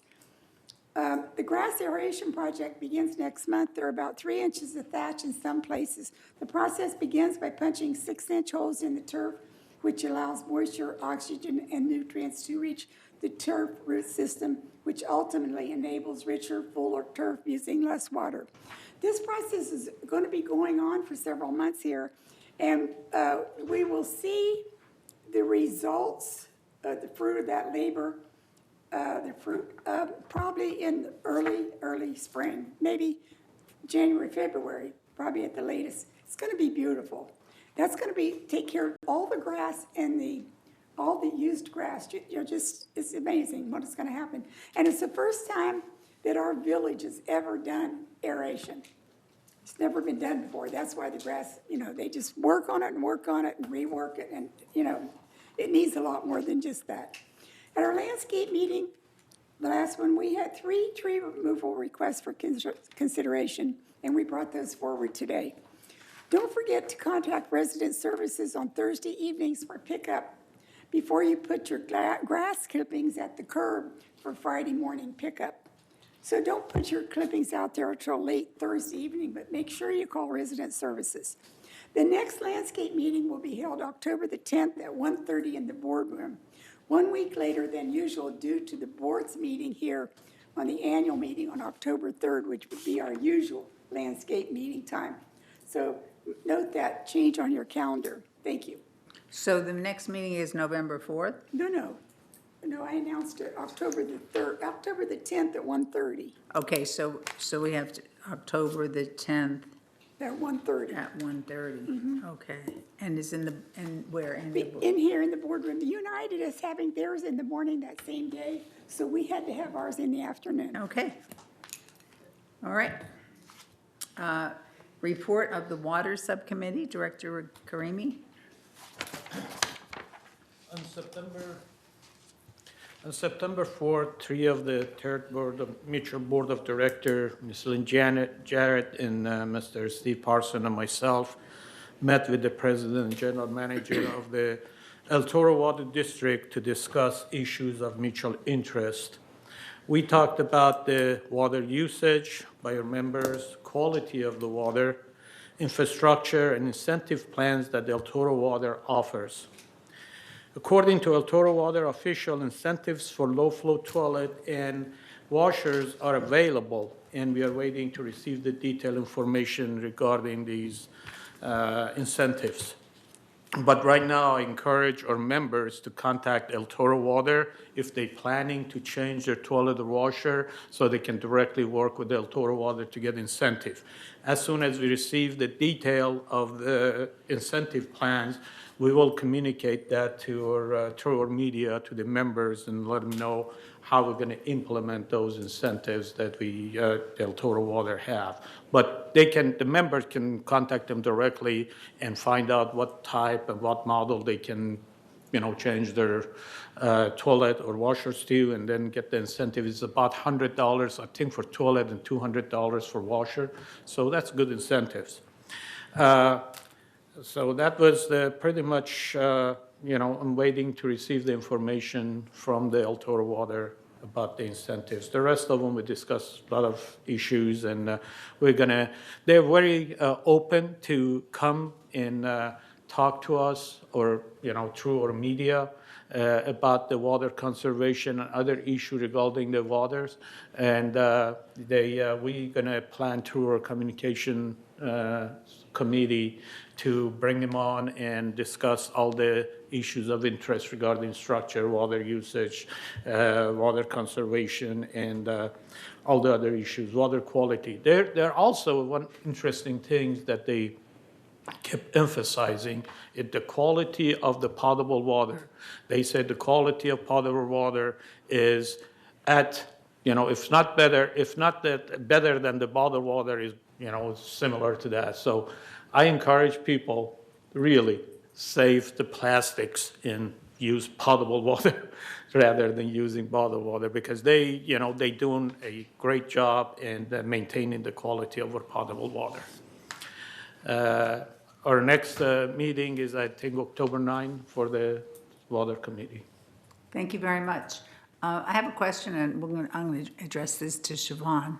So the other day, I was driving away, and I saw somebody washing not one car, but two. Wow. And I said to myself, oh, God, I wish I wasn't in the hurry, because I was. But the thing is if you saw somebody wash, if you see that, what would you do? Call the security department. And what would security do? Respond to the location. And I'm just asking this, I'm certainly not trying to put you on the spot. This isn't a test. That's not true. But no, no. But I mean, would they come over and would the person be getting a warning, or would they be getting, to me, that's as bad as illegal parking. I mean, this is really breaking a rule. So what? State water restrictions require you not to wash your car with a hose. You may wash your car with devices Right, that but don't run. this So I was a assume they would hose. just go and consult with the So- resident and inform them of the With requirements. the bucket. No, Yeah, that's no, what they but said. if they were using hose, but would they be called, I mean, the question that I ask, because we see this, would they be called into compliance and fined, or would they be given a warning? I would assume they'd be giving a warning the first time out as an informative measure.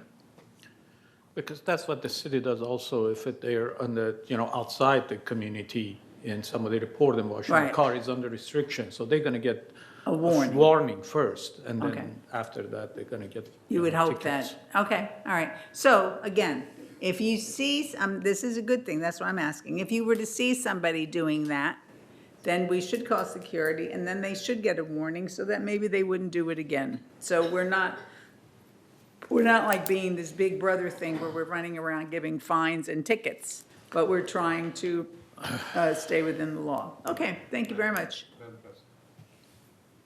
Since we are talking about car wash, washing cars rather, I think this is becoming a need for people because I see people washing cars too, and I haven't really reacted to it. This is a GRF matter. I understand. But we need to push the GRF to think about this because if people need to wash their cars, we need to provide them with some facility that would wash their cars.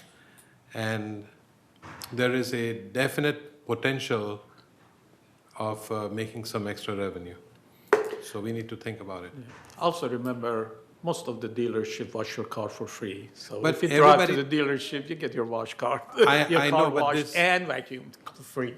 Just so that it doesn't become into a debate right now, I just want to mention that not everybody has a new car. I have one. It doesn't have to be. But my second car is a very old car from 2006. And the dealer went out of business. And no, the dealer That's is different. in Torrance. So I'm not driving to Torrance to wash my car. You know, the big thing is, well, never mind, all right. In any case. So we need to think about it. All right, okay. Oh, God. The next item on the list is the report of the Resident Policy and Compliance Task Force. Is that Director Karimi? Yeah. Wow. You are. I just volunteer for this one. We'll find out who's going to be on the hook for the next one. I know Lynn has, volunteered for that too, but just kidding. Unoccupied unit, the task force for the unoccupied unit reviewed the unoccupied unit summary. As of end of August, 25 units are scheduled for inspection, 37 qualify for inspection. The total vacant unit is 109. The breakdown of disciplinary cases showed there were 40 animal nuisances, 37 alteration standard violation, 123 gutter violation, 9 care provider violation, 36 illegal occupancy cases, and 35 nuisance occurrences, and 29 real estate sign violation, and 4 vehicle oil violation. On the expired lease report, the distribution of the 15 days letter continued to be an effective tool to decrease the number of holdovers leases. During July 2019, 27 letters were mailed, resulting in 22 cases being resolved immediately and 5 cases remaining open. Positive results mitigate and decrease the number of active investigations that are pursued by the compliance and our security department. Okay, so I have a question. What happens to the 5 open cases? Well, it's in progress, What's in progress? the 5 open cases. So we're working on them? You're working on it. Okay, good, thank you. That's why it's open. All right, well, it could be open and mean, like, just stay open. No, they're working on it to close them. All right. But, they close some of them. Okay, good. They're working on the Thank other you. 5. On the non-smoking policy, the current policy defined the areas where smoking is prohibited and responsibility for remediation costs associated with the secondhand smoke infiltration. So our members should be cognizant of that because, if that happens, it might cost some of our members some monies to do remediation. The purpose of the amendment is to clarify language regarding smoking common areas. So what constantly is brought up there, though, and it's not only ours, I think there's a thing, and correct me if I'm wrong, that you can't smoke from 5 feet from an entrance to a building. Is that? No breezeways or anything No like that? breezeways. No breezeway. But a lot of people think that smoking in the carports, well, that's 5 feet from the building. But that, is that list, it has to be 20 feet from the structure? I think that we need to, they had worked on the smoking policies. Is this available anywhere? If somebody said, I want to know what the smoking policies are in the community, I don't mean in Third, in the community, because I believe that it's universal. It isn't like, because people say that people smoke at the driving range and people smoke on the golf course. So we have new and then they come and complain. Do we have new comprehensive rules as it relates to that? The operating rules have been updated on the website and are current for all associations. Okay, so if somebody doesn't use the website, and they came running into the front desk and they said, I need a copy of the smoking rules because the person next door, whatever, where would they get it? The compliance division would come down and provide them with a copy. Okay. I don't know how big this is. It almost Yeah, be. it's pretty good size. It's pretty well detailed. No, I mean, to me, I would rather have a copy of the smoking rules in the thing in the back rather than having the TV schedule that is never changed. So I think it should be, because we get complaints a lot about it. It might behoove us to have them available, just available. I'm not saying in every clubhouse posted on the doors, but maybe we could just have them so that somebody could just pick them up. Okay, Yeah, the public areas are easier to handle through the policy. Is the resident in their home that is smoking, heavily and impacting the next door. Those are a little bit more complex to discuss and come up with new policies or procedure, what we're going to do about it. I don't think that we are very clear on that side of it for the residents indoor. Right. That's what they can And do. then- Outside is easier to handle. Right. But we just got a request, and Lynn could go for this, from a building where the building wants to become non-smoking. We had Yeah. researched this heavily in the past. I believe that United has Just smoking, yes. has a non-smoking building. So there are just a lot of things. This comes up a lot. It Correct. really does come up a lot. So we just have to stay on top of it. Okay. Okay, the next one is assembly and solicitation policy in light of new civil code. Third, legal counsel has created an assembly and solicitation policy. The policy would require members to submit an application to reserve the common area and sign a reservation agreement prior to the meeting. So be aware of that. You cannot just assemble without having a permit. So where in Third could they do this? What common area? Could we reserve the common area in front of your house? Well, that was my question, because, I can do the back of my house or front of my house, or, or they pick at me.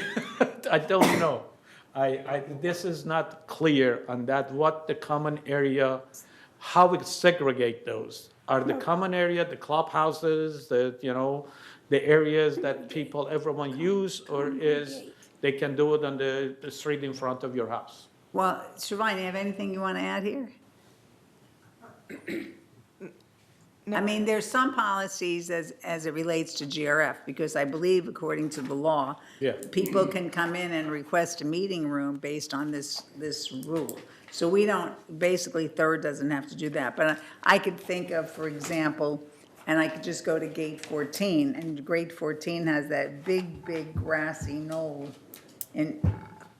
up there. And if somebody wants to meet there, they have to reserve it. Who would they reserve it with? They go through the recreation department, and there are timeframes specific For for. so you can reserve a grassy knoll through the reservation, the Recreation Department? Yes, this is not a common practice, but if someone were to request that, that would be available.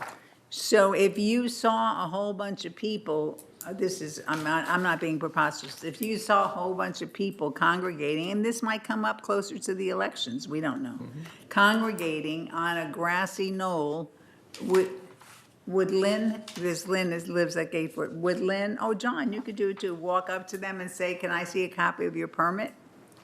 I would This suggest she contact the security department and do that. That's the yes. answer, okay. There's 16 pages to it. All right, okay, just. Okay, Okay. just checking. Madam Just President. checking, just want to ask the simple, everyday questions. All right, next. And the last one is the United States Census Bureau procedure. The Census Bureau does a census of the population every 10 years. However, the Census Bureau field representative may come to your home during the year for testing purposes. The tests provide insight and guides to the Census Bureau to ensure an accurate census. To perform these duties, the Census Bureau reps will obtain one-day pass to the gate with his or her credential identification will be verified and allowed entrance into Laguna Wood Village. We also talk about maybe we give them vests so they know we can recognize them, who they are. So if they knock at your door, you know what they represent. So beware of that. If somebody comes to your door and they said, I'm here from the Census Bureau, what identification do you have to get from them? I guess they have a card. They have their own card that they shows their unless it's false. I don't know. I mean, there is a lot of things, but they should not be able to get to the community without their credentials. Yeah, but we know that sometimes people I know, get into the I know, community, so we're gonna get Siobhan to answer. She's gonna start screaming soon. We are planning a comprehensive outreach program closer to the census time, so everyone knows what to look for, and the security department is involved in providing clearance to those census takers before they begin work in the community. Okay, all right, so if somebody comes tomorrow to your door and says, I'm here to take a census, not a sentence, census, you should tell them, come back later. It isn't happening yet? Well, there are periodic census takers that come by During for the other year. things, and they are all cleared by security before they are allowed into the community. I guess I'm just saying, because we had a big to-do about this a few years ago. I think people shouldn't let people into their units. That is correct, and again, if someone is in the community, they should have been cleared by the security department before entering the community. That's why I thought that, if we have something that we give them, like a vest or something that says, census A something. T-shirt. Huh? A T-shirt. T-shirt Okay. or whatever. Whatever. I mean, Okay, but- so more information is going to be Yeah, coming out. more of this. information Got gonna it. come out of All right, this. next. That's all of my report, Madam President. That's it? Okay, it. thank you, very great job. Report of the Village Energy Task Force, Director Frankel. The Energy Task Force met on September 4th. Attached to this agenda are the minutes of the July 3rd Energy Task Force. The items discussed included an inventory of the electrical vehicles, and it was determined that the inventory was weak and needs to be strengthened. Street light outage report was given us. We approved the hiring of a consultant, Melrock, for addressing the energy requirements here in the community center building. And that completes my report. Thank you very much. And the next section of this, or the next part of our agenda is reporting on GRF committees. Only report on a committee if you attended the meeting, if there was a meeting, or otherwise let us know when the next meeting will be. So CAC, Director Bada? Nothing. I wasn't present, so Director I'll handle it. Would you please? Yes, I attended on behalf of Director Bada.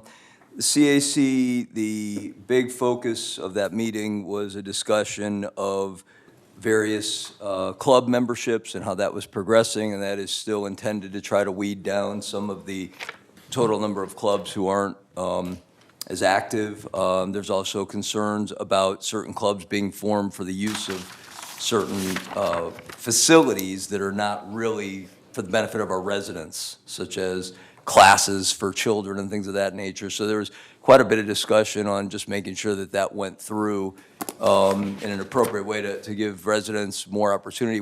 Another specific area that got mentioned was and it was actually a separate resolution in terms of the use of, I want to say it was Clubhouse 2, you were there also, Ania, for weddings, and how many people are using the clubhouses for weddings that are not residents. A resident will sign up and they'll have a wedding for a non-resident. So they are talking about going to a separate fee, a significantly higher fee, if they want to take advantage of the facility. And I believe that resolution did pass. So they're taking good steps to try to open the opportunities up for residents to use the facilities that are ours, or for people to pay more if they're going to use them.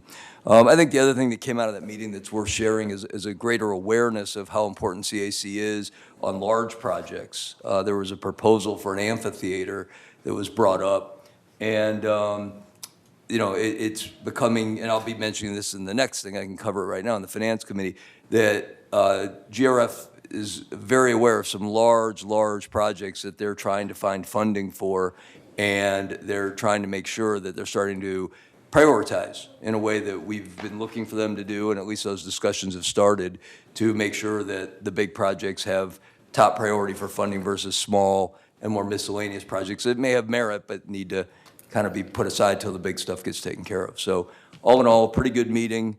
The next meeting is November 14th at 1:30 in the boardroom. Okay, Actually, thank you. Director Pearlstone, I filled in for you after you left, so that was one other item, and I volunteered you for that committee. Good Lord. There is You a got to share that on committee- TV, for God's sake. There is a subcommittee that's going to be formed to look at, because there was a lot of discussion about the churches and the clubs.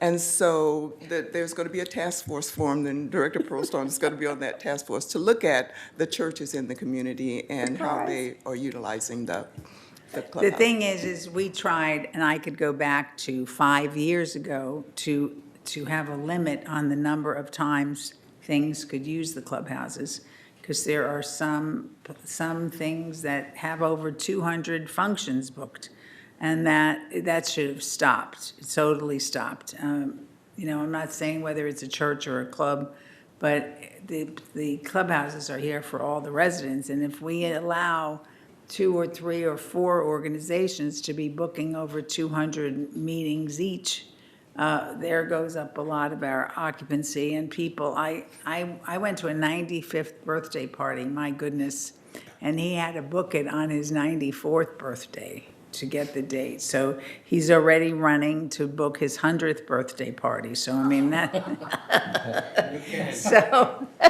So people, you really have to book things in advance here. It used to be when I was in New York, I think people used to book the functions to have a wedding before they found somebody to marry. It was the thing, because, it's booked for years, so they said, I'm gonna book it. So we just have to really work on that, so It's I'm just glad if you, you're Annie, I'm glad you volunteered, John, he'll do a good job. Thank you, Annie. Next report is the Finance Committee, Director Pearlstone. Not a whole lot to add. They did meet, and there were some small items that got discussed and approved. But the big discussions were of some of the larger items coming down the road and how to make sure funds were being put together. There was a discussion, for anyone not aware, of the activities of the subcommittees or task force, I believe they're called, have been put together for shared cost and revenue generation. And if anyone has interest in the community in contributing ideas or, be aware of when those meetings occur, you'll want to attend them. They are separate from CAC or finance meetings. So you can check with me on that, or, see the GRF directors and they can give you the scheduling. But there's active discussions about creating more ways to generate revenues to help keep our assessments under control, and how to decide shared costs that the community might feel is more equitable than some of the current shared cost structures. And then I'll finish by going back on something I never do, which is the third Finance Committee meeting is October 1st at 1:30 in the boardroom. The next GRF meeting for Finance is October 23rd at, 1:30 in the boardroom. Okay, so third meets monthly for finance, GRF meets every other month. Because that is one of our own few monthly meetings because of how important finance is to us. Okay, landscape, this is GRF landscape, Lynn, so don't get Yes. excited. Okay, GRF Landscape didn't meet this past month, but their next meeting will be on November the 13th at 1:30 in the boardroom. Okay, maintenance and construction committee, anything to report on that? The report was given at the last third meeting for the August 14th. So our next meeting is their next meeting is October 9th, correct? Thank you. Okay, PAC, Director Prostone, anything? They didn't Yeah. have a meeting since. No, our no, last- we reviewed that in the last meeting as well. Okay. And as far as I know, there's been no follow-up meeting scheduled. Okay, so, media and communications, nothing? Yes, that committee did meet yesterday. Yes, yesterday? Media and Yesterday, yes, yesterday would be the 16th. Okay, and anything to report? Yes, so marketing and communication did give an update on the code red alert system. And so it was reported there are 5,000 people already, residents already signed up for this code red alert system, and that they are still getting new enrollments on a regular basis. So they really want to encourage people to sign up for that as a way of getting information when there's something that needs to be communicated. It was also reported that they are continuing to do some improvements on the village website to make it more user-friendly. In addition to that, communication is planning on conducting a village-wide training session for residents to learn how to use the website more effectively. And in terms of the broadband internet progress, first of all, we want to remind residents, and we will do this at every meeting, that the 2 Fox channels will be discontinued at the end of the year. So that's been announced at all the meetings, but those 2 Fox channels are going to be discontinued. What channels are those? The Fox Sports channels, and I believe is. It's 427 and 426 on the HD side, I guess. So we've been talking about this at every meeting, and so just as a reminder to the residents, those channels will be discontinued at the end of the year. Also, it was reported that in terms of the West Coast Internet program and the cable TV service, that whole program is on hold right now. And the reason that it's being on hold is Chuck is looking at other options for TV and cable internet services. So they're looking to get additional information before they move forward with the internet program that we currently have with West Coast. And then the last thing that was discussed in terms of the fee for the monthly rate for the cable TV service, in October, the announcements are going to go out, and the announcement is going to go to the owners. So it is the owner's responsibility to let the renters or the lessees know if there's a change or whatever the changes are in terms of the internet charges and fees. The next meeting will be October 21st at 1:30 p.m. Okay, thank you. Mobility and vehicles, there was no meeting since our last meeting? That's correct. They met on August 7th, and it was reported on August 20th. Okay, so the next meeting is October 2nd, correct? That is correct. Okay, security and community access? Right. They met recently and announced that Gate 4 is open. Although there are a few kinks to work out, they should be taken care of before the end of the year. I want to remind everyone that the Great California Shakeout, it's the earthquake drill, is coming on the 17th of October. Please mark this on your calendar. Signs will be at all the gates and things like that too, but it'll be on 17 October at 10:17 a.m. Your good neighbor captains will don their yellow vests and go check on their neighbors. So if you have a neighbor that knocks on your door and they're wearing a vest, tell them how you're doing. Okay, it's a requirement for this. Staff will also conduct a tabletop exercise involving a simulated earthquake. To RV Lot B, the automatic gate should be operational by the end of this year as it's in this year's budget for GRF. Chief Moy gave examples of recent thefts to include bicycles, plants, a ladder, and shopping carts. And if you're like me, I have a little shopping cart I keep in front of my car, and it comes in very handy. So you may want to look at locking them somehow or taking precautionary measures. Do you lock yours? No, but Where do you I'm live? thinking about doing it. No, I'm not giving that out. In case you need a cart. But there's been more than one incident where plants have been taken. Mine is one, okay? Somebody took my plant and the vase that it was in, it was exterior, took it, don't know where it is. Anyway, just a word to the wise. Just want to let you know that 80% of the compliance cases are resolved right away. A lot of them are done in the field by the staff. Only 20% left are the ones that are brought in front of the board.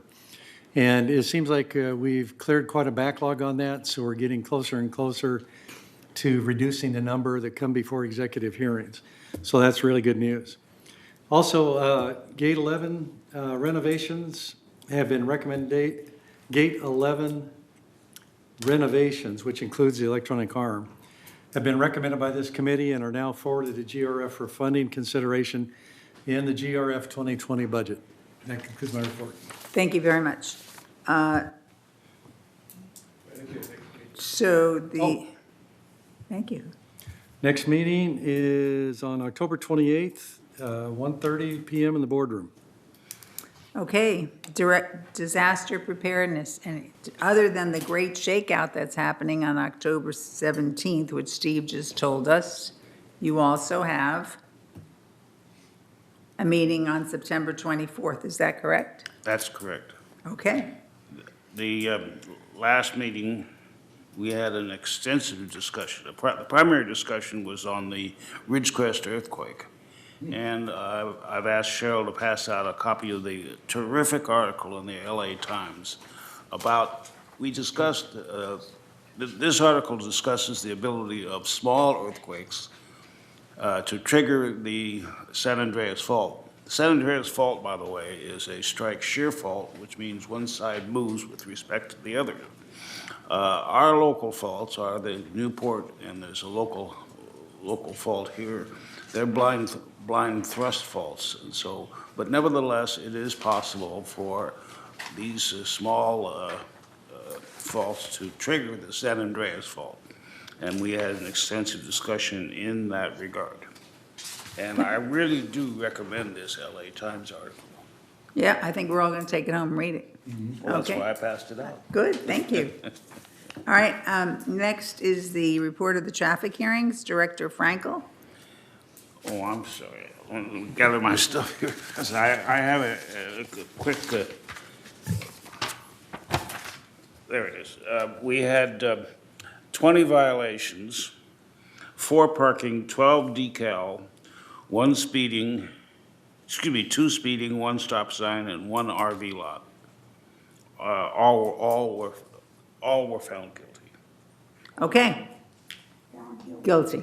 Okay, so that is the end of the reports of the GRF committees. We have a number of things on our future agenda items, and we added quite a few today. The next thing is director comments. So I'll go around the room. I'll start with Cheryl. You have anything? Director Bada. Yes, I have one. Good. I would please request that we have some hot water available for tea in this room. And a car wash. And a car wash. In this room. Car wash I for hope sure. they have hot water at the car wash. Never mind, okay. Make it twice. All right, so got that, Siobhan? All right. Thank you. Lynn, you have anything? Steve?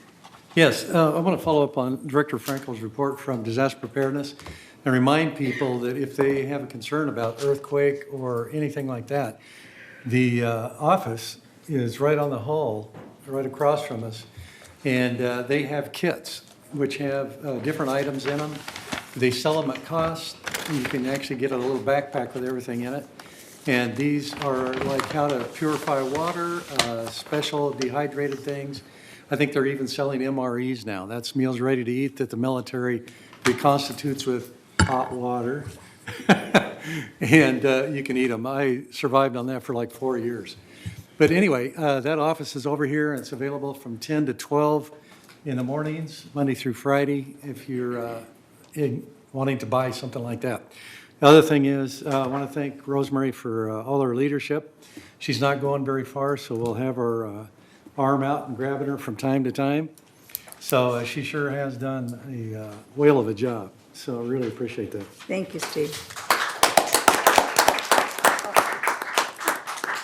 Okay, John. Well, I already talked you up when you weren't around when I did the budget resolution, but I also want to add my thanks to you for everything. Just amazing. Thank you. Okay. Raisin?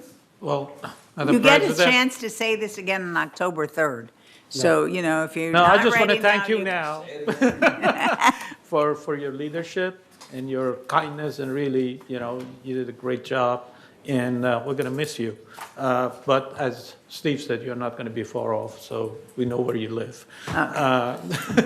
We're canceling your trip to Italy. Yeah. One thing that I want to say is some of our residents really of ignorance of stop sign. I had 3 encounters recently that could be a disastrous accident. People just come and go through, no stop. These are not young people that they come visit. These are our residents, mainly a little bit older. I don't know if they don't see the stop sign or they don't care about the stop sign. But it's very dangerous situation, and I have personally 3 encounters that one of them I tried to, you know, hand wave, and I don't want to say what I got, but so please, please be careful when you're getting to the stop sign, because, you know, it's very, very dangerous. Sometimes I think that people take more time at the stop sign looking to see if one of our security people are there and not, you know, saying, I'm at a stop sign, I should stop. So, okay, thank you very much. Annie? So echoes to everything that has been said about you, Rosemary. Thank you so much for your service. We really appreciate it, and it's nice to know that you're still going to be around. Also, I just really, and I'm really sorry that Carol Moore left, because what the information that she brought forth about the board and how diligent she believes that we are in making sure that we are responsible for all of our residents and all the policies and procedures. It's really, really wonderful to hear firsthand a resident come forward and thank us for the service, because it really is a lot of work. We put in a tremendous amount of time, I know I do, trying to understand the resolutions, and a tribute to the leadership, to you, Rosemary, also, for keeping us on track, making sure that we are in integrity with the CC&Rs and the bylaws. So thanks again to Carol for bringing that forth, and I do hope more residents are able to see this broadcast and hear what she said. And also, it's kind of nice to know now that the reason the audience is not full is because they do trust us. So as a new member of the board, I really, really appreciate hearing that. And then the final thing is, subtly, the time is changing and it is getting darker a little bit early. So as a reminder to the residents, in terms of speeding, in terms of traffic, it does require us to be a little bit more careful with our driving and a little bit more conscious awareness of the daylight and the evening night. And just please, please, again, like Director Comey said, we gotta observe the speed limit, because it really does impact other people's lives. So thank you. Thank you. Thank you very much. Let me, yes, do you have anything, Siobhan? I do. I just want to echo all the comments made about your leadership. Staff certainly appreciates working with you, and we'll miss you. Thank you. John had his hand up. We're halfway there toward we will be on Saturday, halfway there toward the shortest day of the year. Does anyone here know what that's called? It's the autumnacts. Say what? Say Tumna? The fall equinox is known as the autumnacts. Autumnacts, autumn knocks, if you wanted to use a New York accent. But, okay. Can I say something?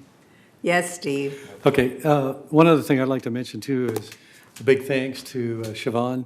She rides side saddle with us on so many different topics, and she stays late, and we really appreciate that. Also to all of our advisors. They come in and pick up their documents. I see Wei Ming out there and some other folks, and they spend time studying these things too and give us input and even vote on some of our committees. We really appreciate them. So I don't think that what you're doing is not appreciated, because it really is. May I please add one more thing to what Steve and Director Frankel talked about the earthquake preparedness. I just got my earthquake policy renewal, and it is really minuscule. It's $160 per year for a good amount of coverage. So I strongly recommend that when people renew their homeowners policy, which is very required, that they consider renewing their earthquake policy. Yeah, I think I just got mine, it was $163. Something like Mine that, is yeah, better. yeah. So you were doing $3 more, so I'm sorry about that. And for those who don't know, it's called the HO6 policy. And Okay, Yeah. so just two things. I want to thank not only the advisors, but also our VMS representatives who work so diligently and so hard for us. Thank you. And would like to remind everyone to please vote. We need your vote. Because even though unfortunately it's 4 candidates, and when people say to me, who should I vote for? I almost laugh, just vote for somebody, one of them. But please vote and fill out your whole thing. I think I filled mine out and I might not have signed it, which means that it would be one of the wasted ones. But yeah, please make sure you follow all of the instructions. We have to have a certain amount in, otherwise we would have to have another election, which would be ridiculous, but I believe we'll make it. We've always made it in the past. We should probably get an updated report. Cheryl, could you get us an updated report so that we know how we are? Because we're not sure. Imagine if they didn't have enough and we had to have another election, do we still all have to stay on the board? Oh, God. So, so please remember to vote. And thank you. I want to thank all of you the board members. It has been wonderful to work with all of you. I'm going to miss it a lot, but not totally. So, Holy mackerel. so thank you. And this meeting is, what is this meeting? This meeting is Recess. recessed to resume at closed session.